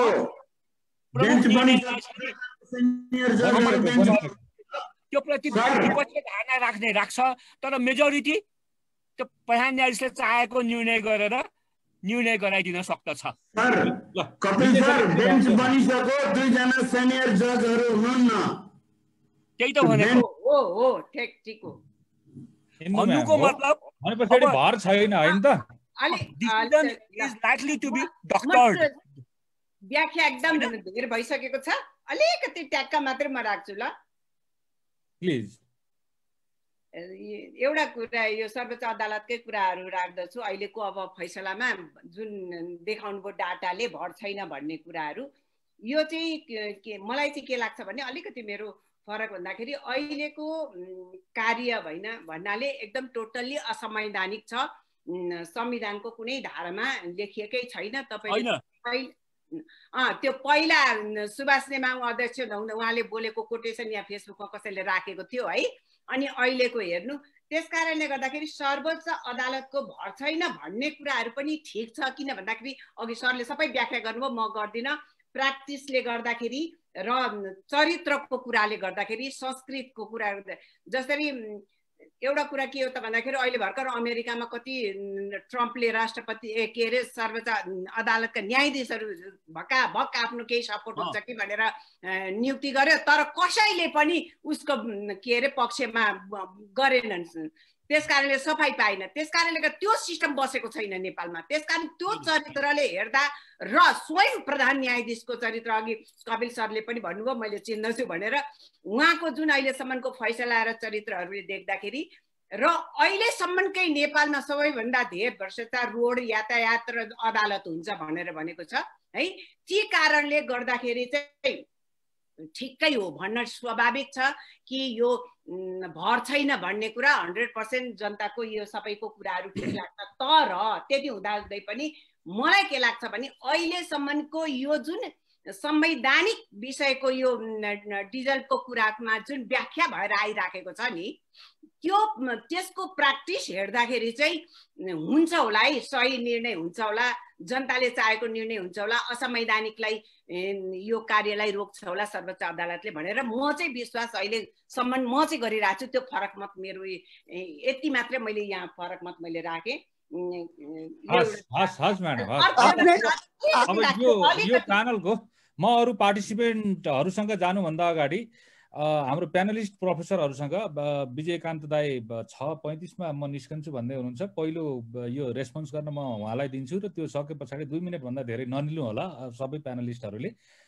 म बिदाई पनि गर्छु सर, पहिला सुरुमै त्यो भूमिका बाँधिहालेँ। अब अहिले एउटा इन्ट्रेस्टिङ आयो जनता अथवा विश्वविद्यालयको प्रसङ्गमा र हामीले जुन प्राज्ञिक ज्ञान स्तरोन्नति गर्न पर्ने हो त्यसमा चाहिँ आजको पार्टिसिपेन्टहरू सबै विश्वविद्यालयसँग कुनै न कुनै रूपबाट प्रत्यक्ष संलग्न भएका छौँ। रिजल्ट यहाँ हेर्नुहोस् त, विश्वविद्यालयहरूमा प्राज्ञिक स्तर खस्कँदै गएको प्रभाव राजनीतिमा पनि परेको छ। पुरै सहमत छु भन्नेमा आएको छ। यो चाहिँ तपाईँ हाम्रो पर्फर्मेन्स लेभल, इफिसियन्सी लेभललाई ठुलो प्रश्न चिन्ह हो। यहाँनिर सबै मेरो आदरणीय प्रोफेसरहरू हुनुहुन्छ, सहकर्मी साथीहरू हुनुहुन्छ। यदि प्राज्ञिक क्षेत्रमा नै पर्फर्मेन्स लेभल यो छ भने how can we expect from the political arena that the course will go in a right way? Who is responsible to this regard? Don't you think you are?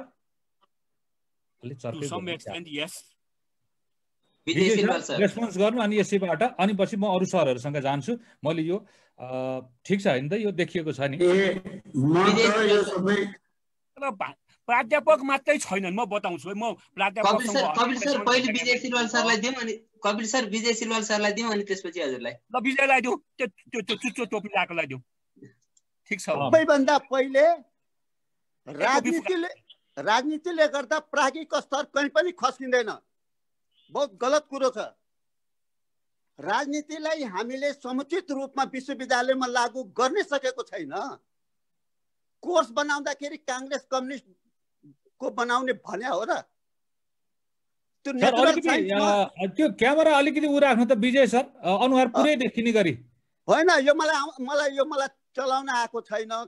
अलि हात अलिक टाढो राख्नु त सर, पुरै अनुहार देख्न मन लाग्यो मलाई। हो यो ठिक छ सर, तपाईको पोजिसन अब ठिक भयो विजय। हो, मैले के भनेको भनेदेखि प्राज्ञिक स्तर खस्के कि किन भनेदेखि राजनीति नपुगेर हो। बस राजनीति हुनुपर्छ, किन राजनीतिले कहिले गलत बाटो सिकाउँदैन। यदि सही राजनीति हो भने बिपीले असल मान्छे हौ, ठुलो मान्छे नहौ भन्नुभएको थियो। त्यसैले तपाईको राजनीति गर्न पुगेन विश्वविद्यालयमा। जम्मै ठाउँमा राजनीति हुनुपर्छ, तर असलको लागि, राम्रोको लागि। अहिले जे भएको छ त्यो अराजनीति हो है विजय सर? एकदम म नि सहमत छु त्यसमा। ल अब कर्ण सर को पालो। मेरो भनाइ के छ भने for all this rubbish university is decaying, not deteriorating. I believe in the Tribhuvan University which is a lifeline for me. If he could not, I cannot be here. यदि त्रिभुवन विश्वविद्यालय नभएको भए म चाहिँ यहाँ हुन्न थिएँ है। मेरो बाउ पैसा थिएन जवाहरलाल नेहरू युनिभर्सिटी अरू ठाउँ पढाउन। मेरो बाउले मलाई 300 कि 400 रुपियाँ पठाउँथे। 150 रुपियाँको भात खाएर म पढेको त्रिभुवन विश्वविद्यालयमा। म जीवनभरि सरकारी कलेजहरुमा पढेको छु। मेरो बच्चाहरु पढ्न सकेनन्, त्यसको लागि मलाई दुःख छ। मेरो दुईटा छोरीहरु त्रिभुवन विश्वविद्यालयमा पढ्न चाहेनन्, दुःख छ। यसको म जिम्मेवारी लिन्छु। Being a teacher, I am fully responsible. This is done. 90% of the responsibility goes to the teacher. I believe in that. We are Mamandachu कि हाम्रो तलब कम छ, हामीलाई चाटो पढाउनु पर्छ, हामीलाई धेरै दुःख छ। तर विश्वविद्यालयका सर्टेन प्राज्ञिक क्यारेक्टरहरूलाई निर्धारण गर्दाखेरि हामीले हाम्रो क्यारेक्टर चाहिँ बिगाडेकै हो। म यसमा बिलिभ गर्छु र त्यसैले म के भन्छु भने यो टिचर त्रिभुवन विश्वविद्यालयको भाइस चान्सलर गिरिजा प्रसाद कोइराला, प्रचण्ड माधव नेपाल र खड्ग प्रसाद ओली भएनन्, हाम्रै भित्रका टिचरहरू भए। यहाँका डिन डाइरेक्टर हेड अफ द डिपार्टमेन्टहरू हामी नै भयौं। हाम्रो क्लासरुमका के रे भने उहरू त्यो माकुराको जालो लाग्दाखेरि हामी टिचरहरूको पनि ध्यान जाँदैन, हाम्रो हेड अफ द डिपार्टमेन्ट पनि जाँदैन। यो कुरो के हो भने we must take responsibility. Teacher, if we are a teacher, then we must take what is the role of the teacher in the university. Accountability हाम्रो भएन। हामीले तलब कम पायौं, I 100% agree, fully agree। हाम्रो तलब कम छ, हाम्रो फेसिलिटी कम छ, धेरै कुरो कम छ। नेपालमा भएको करप्सनलाई हामी जिम्मेवारी दिन्छौं।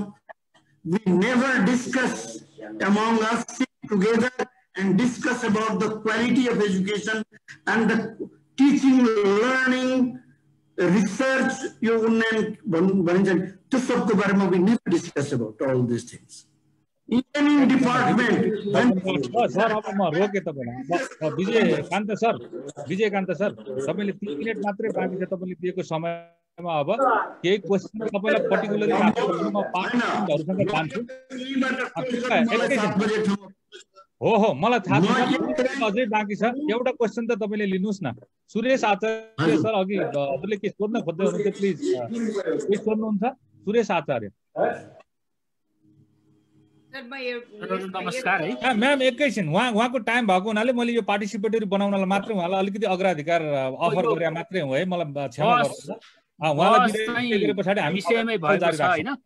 मलाई अलिकति क्युरियोसिटी भयो नेपालको सरले भन्नुभयो। म्याम मलाई च्याटमा लेख्नु होला त, प्राइभेटली च्याटमा लेख्नु त तपाईको कुरा। जुन खालको मलाई प्राइभेटली च्याटमा अफर गर्नु। हेलो, जुन खालको पपुलिस्ट पोलिटिक्स नेपालमा भयो, सुनिया हैन मेरो आवाज? सुनिया छ। पपुलिस्ट पोलिटिक्स सुरु भयो। अब हामीले चाहिँ अहिलेको यो समस्यालाई उत्खनन गरौँ भन्नु, उत्खनन गर्दै गर्दा हिजोको चाहिँ दुई पार्टीहरूको एलायन्स थियो नि, जुन पृष्ठभूमिमा जुन स्वार्थमा भएको थियो, त्यहाँ डिफ्रेन्ट आइडियोलोजीहरू थिए होइन। अब अहिले हामीले सरसर्ती हेर्दा कन्स्टिट्युसन मिचिएको पनि हो, सबै कुरा भएको हो, तर त्यसको त्यो एउटा स्वार्थपूर्ण एलायन्स छ नि, त्यो एलायन्स र त्यसले जुन किसिमले जुन खालका संरचना बन्नु पर्थ्यो, जुन किसिमको डायलग हुनु पर्थ्यो, त्यो त भएको थिएन। एउटा स्वार्थको पोलिटिक्स थियो जसले नेपाली जनतालाई झुक्क्याउने काम गर्यो, मेरो दृष्टिकोण तपाईँलाई। त्यो पृष्ठभूमि त्यहाँ हुँदै आयो। अब अहिले काम गर्ने नगर्ने एउटा पक्षले अर्को पक्षलाई आरोप लगाउने कुरा गरिएको छ, हुँदाहुँदै अब प्रधानमन्त्रीले चाहिँ डिजल्भै गर्नुभयो। त्यहाँभन्दा पनि अर्को त्यसको चाहिँ पार्टीमा रहेका अर्को स्टेक होल्डरले पनि त्यस्तै भूमिका गरिरहेको देखिन्छ। त्यसले गर्दा यो पूर्णत त्यो 2/3 भनेर जसले भने पनि त्यो 2/3 सरकारको नेचर 2 वर्ष अघिदेखि नै थिएन र कति पनि मैले प्रश्न सोध्नुहुन्छ कि भनेर दिएको पाउनु न त्यही म सोध्दैछु। ल भन्नु रियलाइजेसन थिएन। त्यसले गर्दा के भने अब यो घटना आउनको कारण त्यो एलायन्सले पनि असर गरेको छ कि छैन र फर्दर अब जाँदै गर्दा सर्वोच्चले चाहिँ पुनःस्थापना गरे पनि सरकार बन्ने सम्भावना पनि देखिँदा त्यो पनि एउटा चाहिँ दृष्टिकोण राखिदिनु चाहिँ भन्ने मेरो प्रश्न हो। ए विजय दाई, तपाईँ जानलाई रेडी गर्नुभयो? यदि if you have 1 more minute then you can respond, otherwise I will shift it to other panelist. के क्वेसन भयो मिस्टर? अब उहाँले लामै गरिराख्नु भयो होइन, दोहोऱ्याउनुहुन्छ कि म दोहोऱ्याइदिउँ सुरेशजी? तपाईँले दोहोऱ्याइनुहुन्छ, किन बोलिरहनु?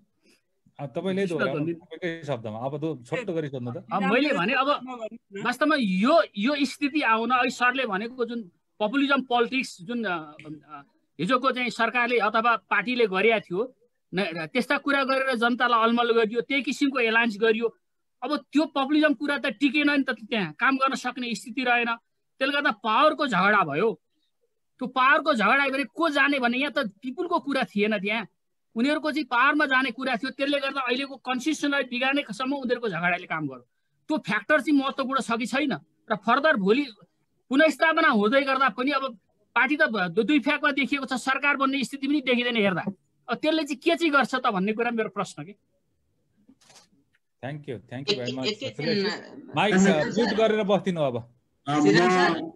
हजुर विजय सरलाई एकैछिन रोकेर यो केही सहभागीहरूको प्रश्न लिएर त्यसलाई एकैचोटि उत्तर दिन म विजय सरलाई अनुरोध गर्छु र केही जिज्ञासा राख्दिन। म 1-2 जना हाम्रो कार्यक्रममा सहभागी हुनुभएका सरहरूलाई म अनुरोध गर्दछु। हामीसँग नेपाल संस्कृत विश्वविद्यालयका पूर्व उपकुलपति आदरणीय कुलप्रसाद कोइराला सर हुनुहुन्छ, professor doctor Kulprasad Koirala sir. Koirala सरको केही जिज्ञासा छ? कुलप्रसाद सर। विजयजीलाई र कपिल सरलाई, कपिल सरसँग नपढे पनि कपिल सर मेरो आदरणीय गुरुदेव हो। मलाई पुलिसले घेरेर समात्न लाग्दा आफै चर्को भाषण गरेर आफू क्वेसन मार्कमा पर्नुभयो, मलाई बचाउनु भयो। त्यस कारणले मैले गुरुवत स्नेह के अरे श्रद्धा गर्नुपर्छ कपिल सरलाई। त्यो स्नेह शब्द चाहिँ गलत भएको छ है सर, प्लिज माइन्ड नगर्नु होला। मेरो श्रद्धेय गुरु हो तपाईँ, गुरुवत हो। पोलिटिकल साइन्स मैले नपढे पनि। मेरो एउटा कुरा के भनेर भन्दाखेरि नि, हामी जहिले पनि हिजो गिरिजाप्रसाद कोइरालाले गर्दाखेरि पनि तपाईँ हामीले गलत गरे। गिरिजाप्रसाद कोइरालाले मल्टिपार्टी सिस्टम एउटा पार्टीलाई बहुमत दिनु भनेको त्यो पार्टीभित्रका विकल्प छौन्जेली त्यो पार्टीभित्र एक्सर्साइज गरेर गिरिजाप्रसाद कोइराला भन्दा राम्रो चलाउन सक्ने अर्को मान्छे पार्टीले दिन सक्छ भने त्यो अवसर दिनुपर्छ भनेर आएका मान्छे हौँ। आज त्यो कुरालाई डिसएग्री गरे केपी ओलीले। केपी ओलीलाई अत्यन्त ठुलो तानाशाह दादा इदी अमिनसँग लगेर किन नजोड्ने? प्रजातन्त्रमा जहाँ संविधानमा लेखिएकै छैन, जहाँ संविधानले कुनै राइट दिएको छैन उनलाई, र उनी जथाभावी गर्छन्, र राष्ट्रपति जसले संविधानको सुरक्षा गर्नुपर्ने जिम्मेवारी लिएको छ उहाँ चाहिँ के भन्दाखेरि केपी ओलीले लान पाएको छैन, लगेर ब्रिफ गर्न पाएको छैन, हतार हतार सही गर्छिन्। र यस्तो अवस्थामा अघि विजयले भनेका कुराहरूमा केही मेरो चित्त बुझ्यो। रबर स्टाम्प जस्तो होइन, रबर स्टाम्पै हुन् भनेर विजय सिलवालले भन्दाखेरि मलाई बडा खुसी लाग्यो। त्यस कारणले सर, नेपोलियनले भनेको एउटा कुरा म सम्झाउन चाहन्छु सरलाई। त्यो कुरो के भन्नु, दुनियाँ बिग्रिएको नराम्रो मान्छे धेरै भएर होइन, राम्रा मान्छेले मौकामा सही कुरो नबोल्नाले बिग्रिएको हो दुनियाँ भन्छ नेपोलियन। तपाईँहरू पनि सही कुरा बोलिदिनुहोस् प्लिज, दैचिउने कुरा चाहिँ नगरिदिनुहोस्। कुलप्रसाद सरलाई धन्यवाद। सम्बोधनलाई यथावत राखेर बुलेटमा मात्रै प्रश्न राख्दिन। म विभूति रञ्जन झा सरलाई अनुरोध गर्दछु।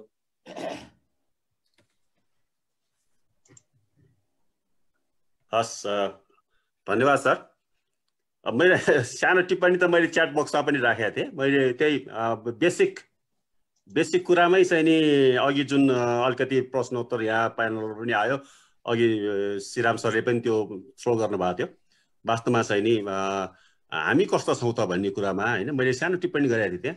वास्तवमा हाम्रो स्कुलिङ जो स्कुल एक जेनेरेसन अगाडि त स्कुल गएका थिएनन्, धेरै सोझा मान्छेहरू थिए। वास्तवमा जो हामी चाहिँ अहिलेको नेक्स्ट नयाँ जेनेरेसनमा जसले चाहिँ हामी स्कुल कलेज पढ्न पायौँ, हाम्रो स्कुलिङ चाहिँ नि वास्तवमा चाहिँ नि यो वास्तवमा चाहिँ हामी अलिकति छलकपट गर्ने, अलिकति भ्रष्टहरूलाई नै चाहिँ जस्तो पनि साथ दिने, आफ्नो स्वार्थपूर्ति भयो भने हुने खालको नै हो।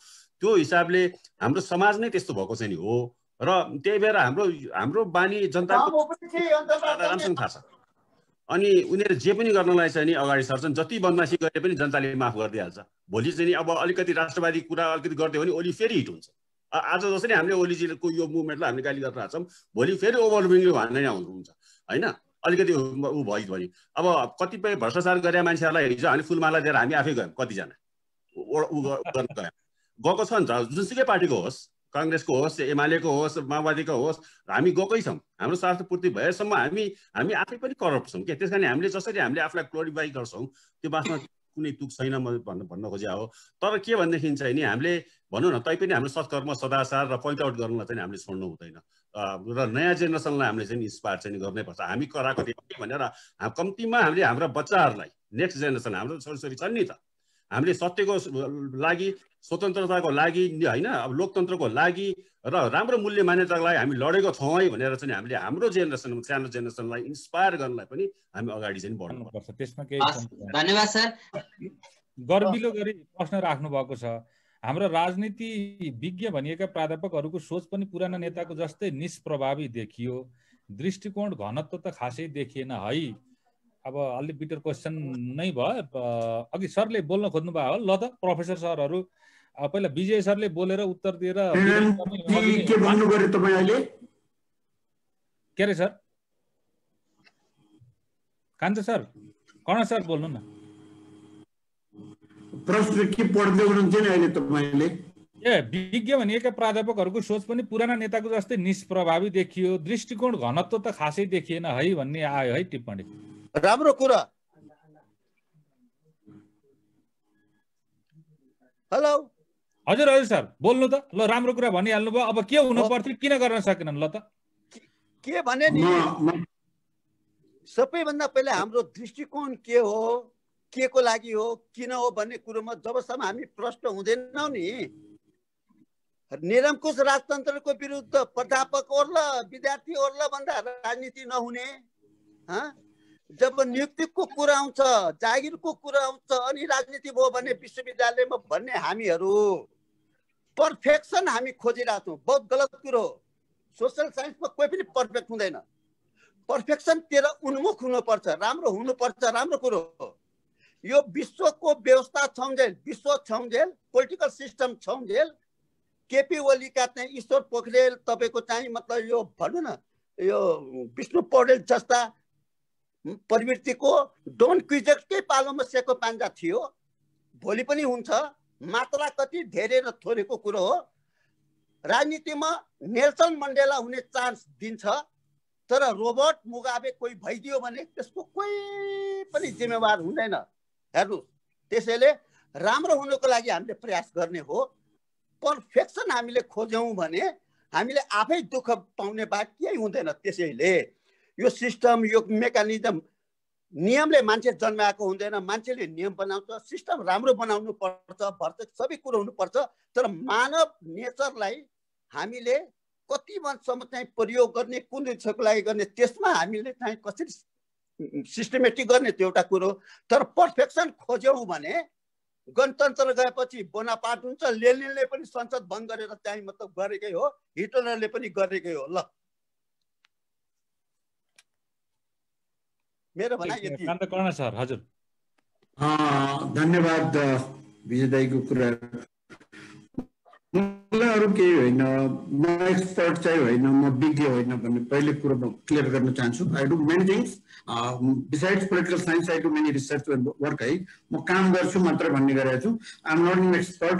म दुईटा कुरो के भन्छु भने उहाँहरू सबैले भन्दाखेरि वाट वी नेपाली वान्टेड, हामी नेपाली वास्तवमा के खोजेको as a commoner, leave it, we are a professor of the university or whatever, leave it.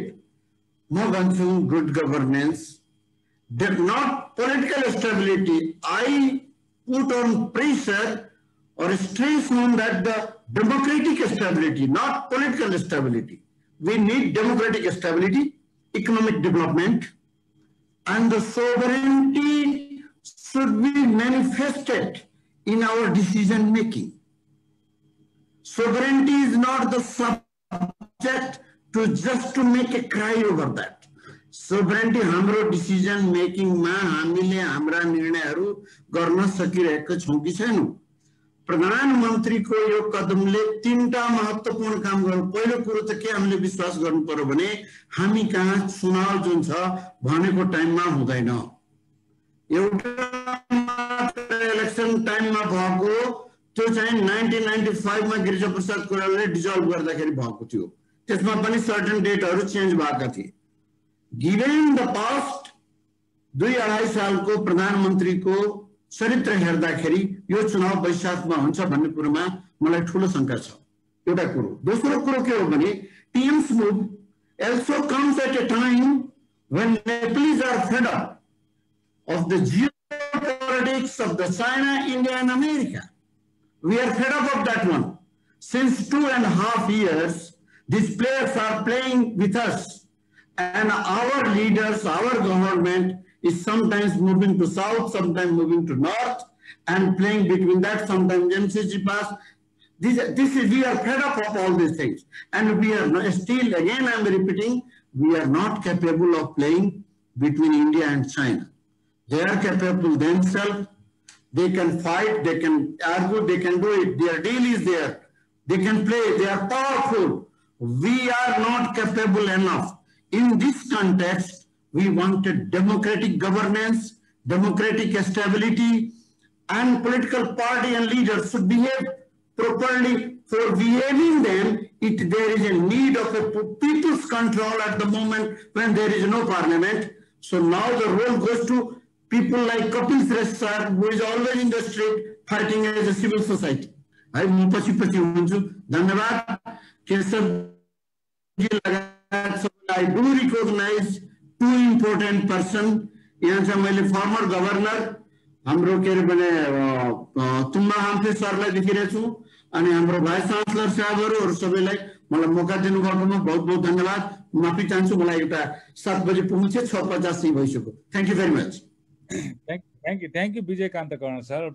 Kapil sir सँग मैले अलि डिस्कस गर्न पाइन, आज सुरुमा नै रोके, उहाँ रिसाउनु भए पनि होला, सबैको समारोह ऋणी। सरले अघि के भन्दै हुनुहुन्थ्यो भने पोसिबल यङ जेनेरेसन सँग म सधैँ खुसी हुन्छु। Yeah I do remember the 1998 interview with you. म त्यति बेला धेरै झन् यङ थिएँ सर। त्यो स्टिल तपाईको त्यो ब्रान्ड, दारीको ब्रान्ड अहिले पनि त्यस्तै छ। पोसिबल वर्स्ट सिन यदि अदालतले रेइन्स्टेट गरेन भने तपाईले देखेको 2 मिनेटमा राखिदिनु होला सर। अब धेरै पार्टिसिपेन्टको नम्बर पनि हामी घटेका छौं अनि आएका क्वेशनहरु अरु म रेस्पोन्स लिन्छु। Possible worst scene if the supreme court does not reinstate the parliament. अब worst of the worst scenario भनेको यो कहीं लोकतन्त्रमा ब्याकल्यास रिभर्सल त होला, कहीं प्रतिगामी किसिमको टर्न त लेला कि नलेला भन्ने यो सम्भावना बारेमा कसैले शंका गर्न सक्दछ।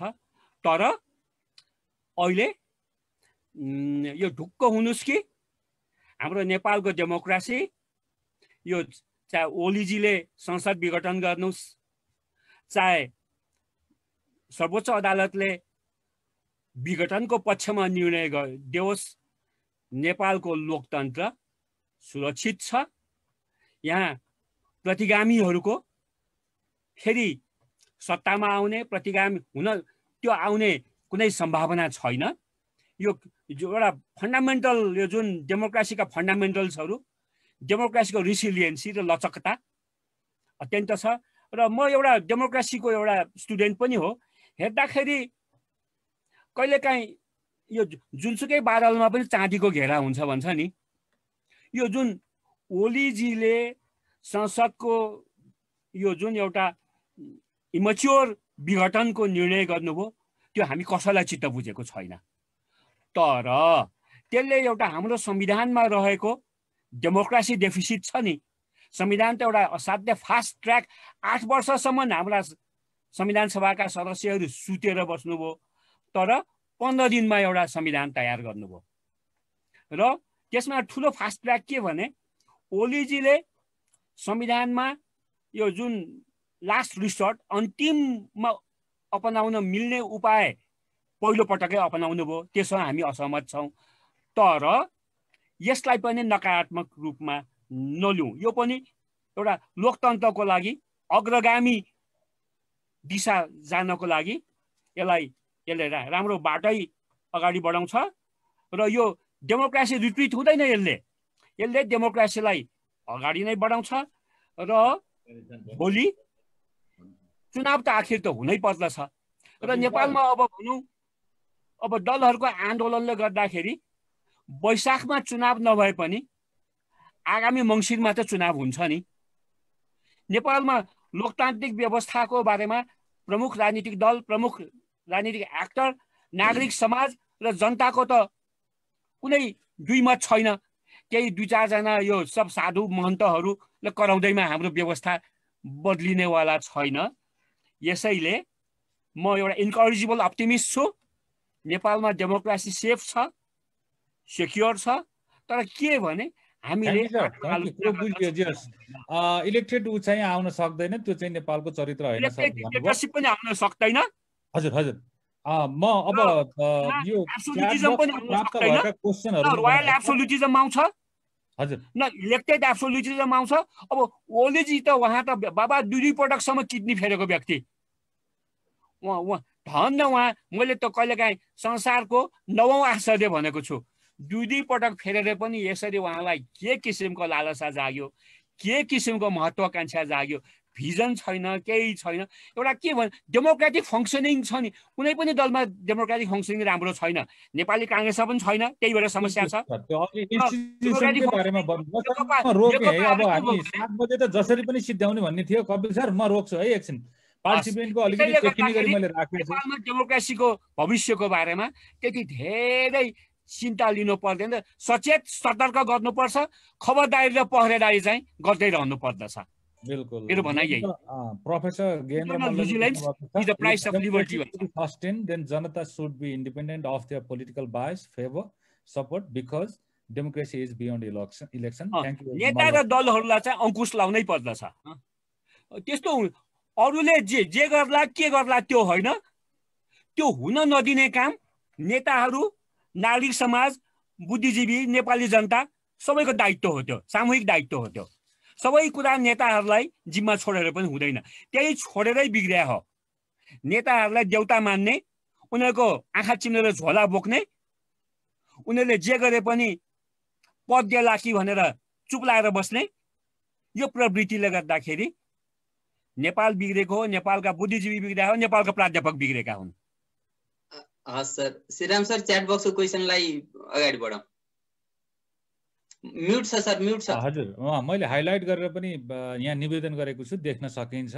सरले अलिकति जुम पनि गरेको छु, मेरो ढङ्गले भ्याएसम्म यो स्क्रिनभित्र रहने गरी। अर्को चाहिँ डाक्टर राजेन्द्र चापागाई सरले लेख्नु भएको छ, वर्तमान राजनीतिक घटना शुद्ध घरेलु उत्पादन हो, बाह्य प्रभाव छैन, छ भने कस्तो र कसको इन्ट्रेस्टमा छ, please make discussion on it to भनेर उहाँले अघि नै निवेदन गर्नुभएको थियो।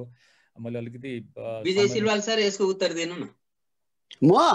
हजुर, म त के भन्छु भनेदेखि उहाँको प्रश्न एउटा के हो भने चाहिँ विशुद्ध घरेलु उत्पादन भन्नुभयो नि, हैन हो कि हैन भनेर सोध्दै हुनुहुन्छ सर। हो, यो विशुद्ध भनेको कति प्रतिशत शुद्ध हो त्यो चाहिँ मलाई थाहा भएन। हो कि त्यो तरकारीमा तेल राख्दाखेरि होल तरकारीमा झ्वाई आउँदैन, सर्टेन ठाउँमा पोखिएर मात्र आउने हो। हेर्नुहोस्, विशुद्ध हुन सक्दैन। यसको प्रभाव छर छिमेक यताउतामा छँदै छैन, त्यो भन्नु चाहिँ बेकार हो। मात्रा कति हो, कसको के हो, त्यति मात्र फरक हो। मूलत होला, तर यसमा अरूको पनि प्रभाव छ। विशुद्ध 100% गलत कुरो हो। ल ठिक हो विजय, मेरो धेरै भन्नु छैन। भने अहिलेको जस्तो यो अन्तर सम्बन्धले युक्त विश्वमा फेरि नेपालमा त चाइना र भारतको यत्रो प्रभाव बढिरहेको बेलामा व्यक्तिगत गडबड अवस्थामा म आइपुगेको छु। केशव दाई, तपाईँकोमा कम्फर्ट छ भने प्लिज क्यारी अन। मेरोमा अलिकति गडबड भयो।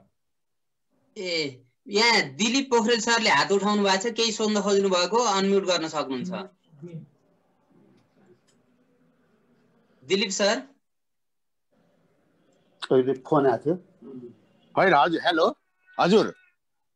दिलीप सरको केही छ प्लिज? हजुर, मैले के भन्न खोजिरहेको थिएँ भने यो अहिलेको जुन समस्या चाहिँ यो कन्स्टिट्युसनल हो कि पोलिटिकल हो? किनभने यहाँनिर पोलिटिकल साइन्सको सरहरूले चाहिँ अलिकति त्यहाँनिर पोलिटिकल कन्टेक्स्टलाई अलिक बढी उ गरे जस्तो लाग्यो। किनभने हामी टोटली संविधानवादमा विश्वास गर्नुपर्ने हो अहिलेको अवस्थामा। यो जुन अहिलेको जुन वर्तमानको सन्दर्भ छ होइन, यसलाई कन्स्टिट्युसनल आन्सर दिने हो कि भन्ने मैले लागेको हो क्या। हस्, धन्यवाद सर। अरू कोही सरहरूको हात उठाइ देखिएन। अब हामीले करिब करिब कार्यक्रम टुङ्ग्याउन जाने उसमा जान्छौँ। कपिल सरले दिलीप सरको हजुर हजुर सर कुरो के भने नि, कुरो के भने प्लिज प्लिज सर। कन्स्टिट्युसनले पोलिटिक्स गाइड गर्ने होइन, पोलिटिक्सले कन्स्टिट्युसन गाइड गर्ने हो। त्यस्तो पनि होला र सर? ल, जम्मै कुरो पोलिटिकल कन्सेप्टले तपाईको कन्स्टिट्युसन बनाउँछ।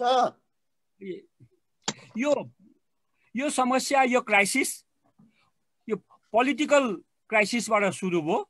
पोलिटिकल क्राइसिसबाट कन्स्टिट्युसनल क्राइसिसमा गएर अन्त्य हो। अब यसको सल्युसन कन्स्टिट्युसनल नै हुन्छ। अब हामी करिब करिब आज हामीले भनेको समय पनि 2 मिनेट नागिसक्यौँ। आजको रोचक बहसमा सहभागी हुनुभएका हाम्रा अतिथि प्राध्यापकहरू, प्राध्यापक कपिल श्रेष्ठ, प्राध्यापक विजय बहादुर सिलवाल सर, प्राध्यापक विजयकान्त कर्ण सरलाई र अन्य सहभागी सर म्याडमहरूलाई, प्राध्यापक डाक्टर इन्दु आचार्य म्यामलाई र सहभागी सम्पूर्ण सर म्याडमहरूलाई हार्दिक धन्यवाद दिन चाहन्छु। अब हामी करिब करिब कार्यक्रम टुङ्ग्याउने उसमा गएका छौँ। म त्रिभुवन विश्वविद्यालय प्राध्यापक सङ्घका उपाध्यक्ष कपिल यादव सरलाई आज सहभागी रहनुभएका सम्पूर्ण सरहरूलाई धन्यवाद ज्ञापन गरिदिन अनुरोध गर्दछु। त्यसपछि लामो समय आफ्नो स्वास्थ्यलाई नै अप्ठ्यारो स्थितिमा पनि हामीलाई माया गरेर सँगै बस्नु भएको प्राध्यापक डाक्टर यज्ञ अधिकारी दाजुले यो कार्यक्रमलाई औपचारिक रूपमा अन्त्य गर्नुहुनेछ। कपिल सर, सबैलाई 2 मिनेट भित्र धन्यवाद ज्ञापन गर्न म अनुरोध गर्दछु। सबै सरहरूमा नमस्कार। हुन त मेरो जिम्मामा धन्यवाद ज्ञापनको कुरो छ, तैपनि मलाई लागेको अब अघि पनि मैले मौका पाएको थिएँ, तर कारण विशेषले मैले आफ्नो कुरो राख्न पाइनँ त्यहाँ। त्यसैले म यही 2 मिनट भित्र नै एउटा जिज्ञासा पनि राख्छु। यहाँ हाम्रा कपिल सरले भन्नुभयो यो पोलिटिकल क्राइसिसबाट सुरु भएको, यो त्यो त इन्टायरली त्यो पार्टीको कुरो हो। त्यसको समाधान पार्टीमा खोजिनु पर्थ्यो। अहिले त आएर त यो त संवैधानिक चाहिँ बदमासी भयो नि त। यो पोलिटिकल क्राइसिसबाट यसको जन्म भए पनि यो त अहिले त संवैधानिक कुरो हो जस्तो मलाई लाग्छ। अब यसमा चाहिँ अब सरको के छ राय? यसमा एउटा यो कुरो मैले राखेँ, जिज्ञासाको रूपमा राखेको हुँ।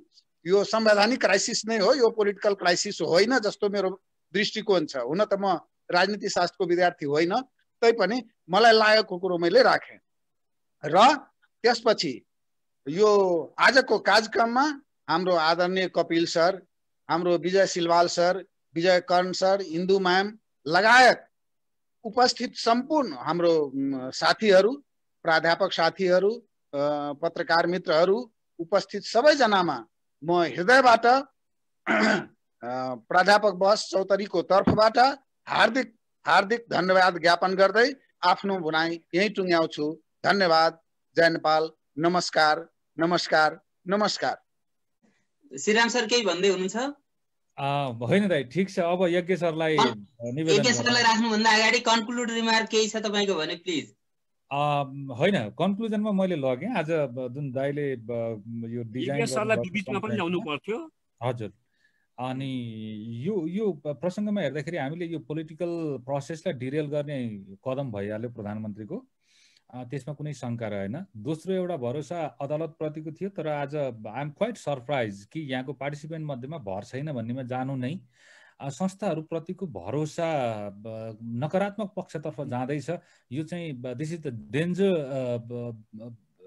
Point for the democratic setup. यो भरोसा उड्नु भनेकै एकदमै सिरियस नोट म यहाँ अझै पनि फोकस गरेर यो नोट गराउँछु। त्यस पछाडि इन्स्टिट्युसनल अर्डरलाई रिइस्टाब्लिस गर्नुपर्ने, यो शङ्काका बीच संस्थागत यो सुव्यवस्था कायम गर्नुपर्ने अर्को महत्त्वपूर्ण चुनौती छ।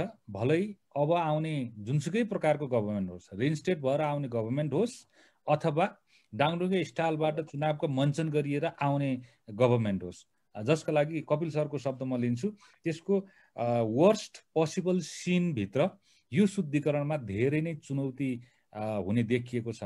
र फाइनल्ली हामी कति जिम्मेवार छौँ युनिभर्सिटीका प्रोफेसरहरू भएको हिसाबबाट हेर्ने हो भने यसमा यो सेल्फ रियलाइजेसनको पार्ट बिछट्टै गयो। मैले 2 वर्ष अगाडिको म स्मरण गर्छु कुलप्रसाद कोइराला सरसँग देश बिगारेका प्रोफेसरहरूले हुन् भन्ने उहाँसँगको अन्तर्वार्ताको हेडलाइन मलाई निजी रूपबाट त त्यहीँको जागिर खाएर यसरी लेख्छस् भनेर थुप्रैको आलोचना मैले बेहोरेको थिएँ। आज त्यो पोइन्ट यहाँ अप्रुभ भएको छ, यो कम्युनिटीले अप्रुभ गरेको छ। यसमा हामी सबै जिम्मेवार पक्ष प्लिज गम्भीर बनाऊ र जे जस्ता परिस्थितिलाई छन् यसको सकारात्मकतामा आउन सक्ने गरी अगाडि बढौँ भन्छु। र thank you very much for providing me this opportunity. र अलि म मेरो सिनियर गुरुहरूसँग अलि मुखाले हुँदै हुँदै म प्रतिवादमा उत्रेँ। सुरुमा म कपिल सरसँग अझ बढी हुनुहोस्, यही इन्करेज गर्नुहुन्छ। सबैले यज्ञ सरलाई ताली बजाइदिउँ ल, यज्ञ सरलाई अभिवादन गरौँ ल, कामना गरौँ। संस्थागत विकास चाहनेहरू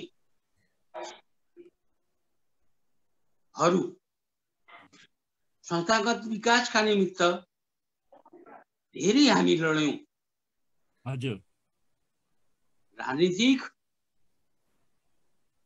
जब हामी कुरा गर्छौं, बहस गर्छौं, छलफल गर्छौं, यी सबैको अवस्थामा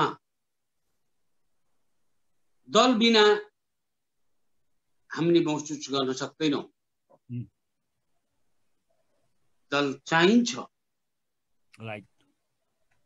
दल नभइकन, दलको योगदान नभइकन हुँदैन।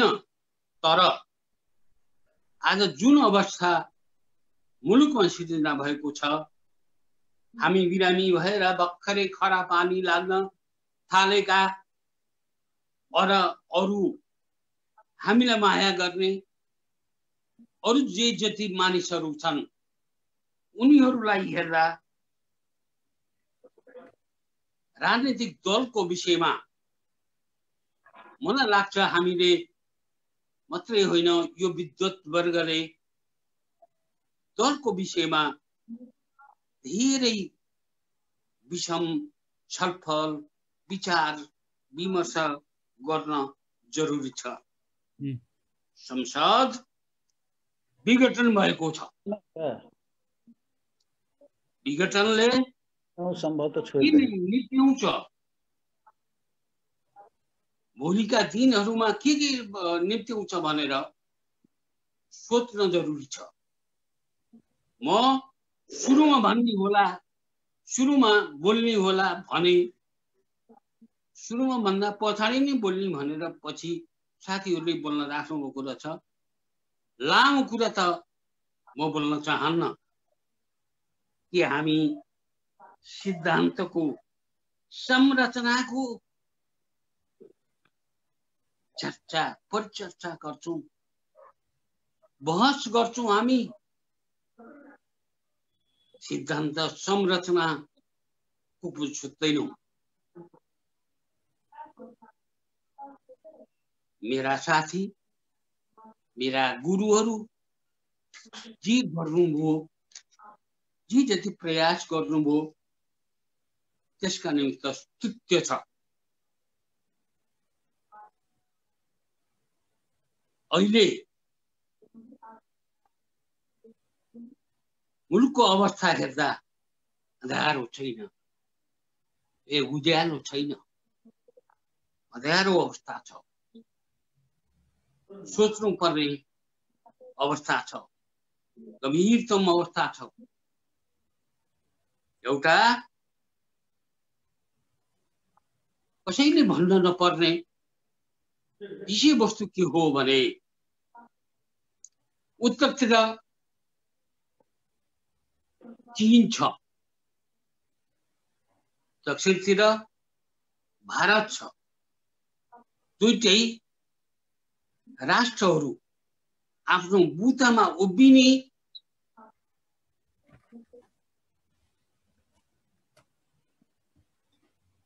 भन्दा अर्काको भरमा, अर्काका भनाइमा काम गर्ने प्रवृत्ति बढी छ।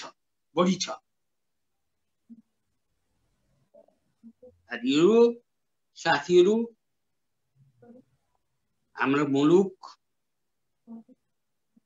का साथीहरू, अरू साथीहरू आफू आफ्नो खुट्टामा उभिएर बहस गर्न जरुरी छ। बुद्धिजीवीहरूले पनि केवल बनावटी रूपमा मात्रै नदौडौं, जरुरी छ, बुझ्न जरुरी छ, बहस गर्न जरुरी छ, तो आफ्ना क्षमताले भेटेको अवस्थालाई म भर्खर मात्र अलिअलि बोल्न सक्ने अवस्थामा आएको छु। धेरै राम्रोसँग म बोल्न अझ सक्ने अवस्थामा छैन।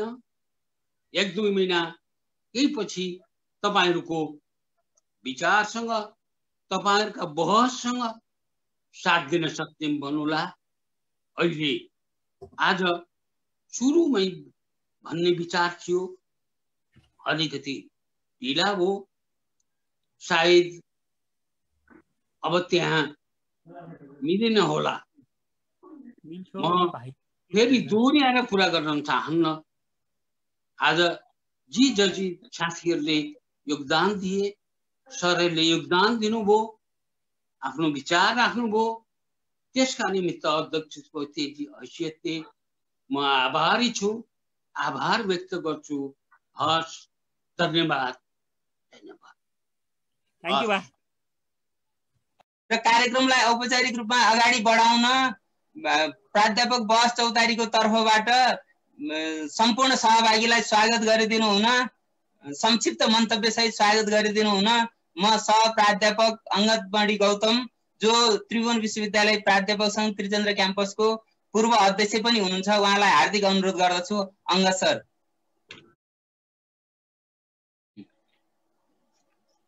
सबैलाई सर्वप्रथम नमस्कार, सन्ध्याकालीन अभिवादन।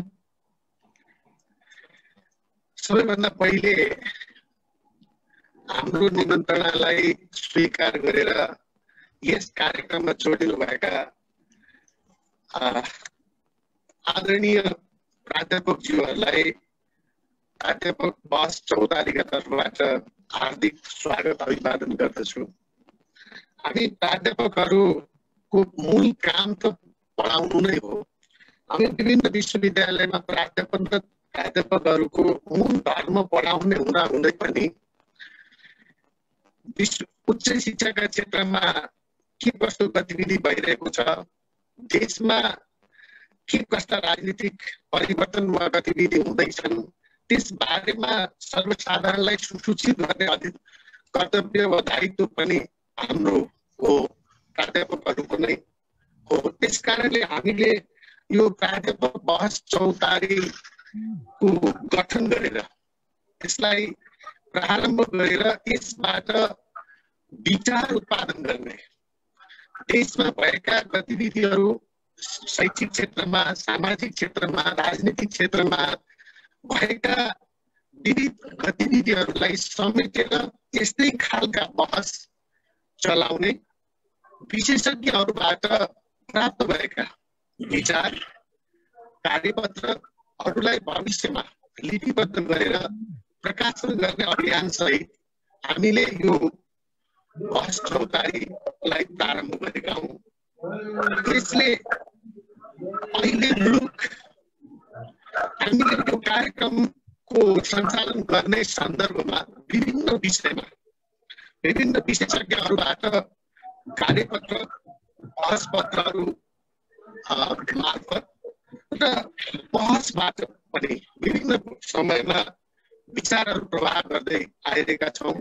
विशेषज्ञहरूले, विद्वान विशेषज्ञहरूले विभिन्न विषयमा आफ्ना विचारहरू राखिसक्नु भएको छ। त्यो बहस चौतारीमा सङ्ग्रहित छ, त्यसलाई हामीले लिपिबद्ध गर्दैछौँ प्रकाशनका लागि।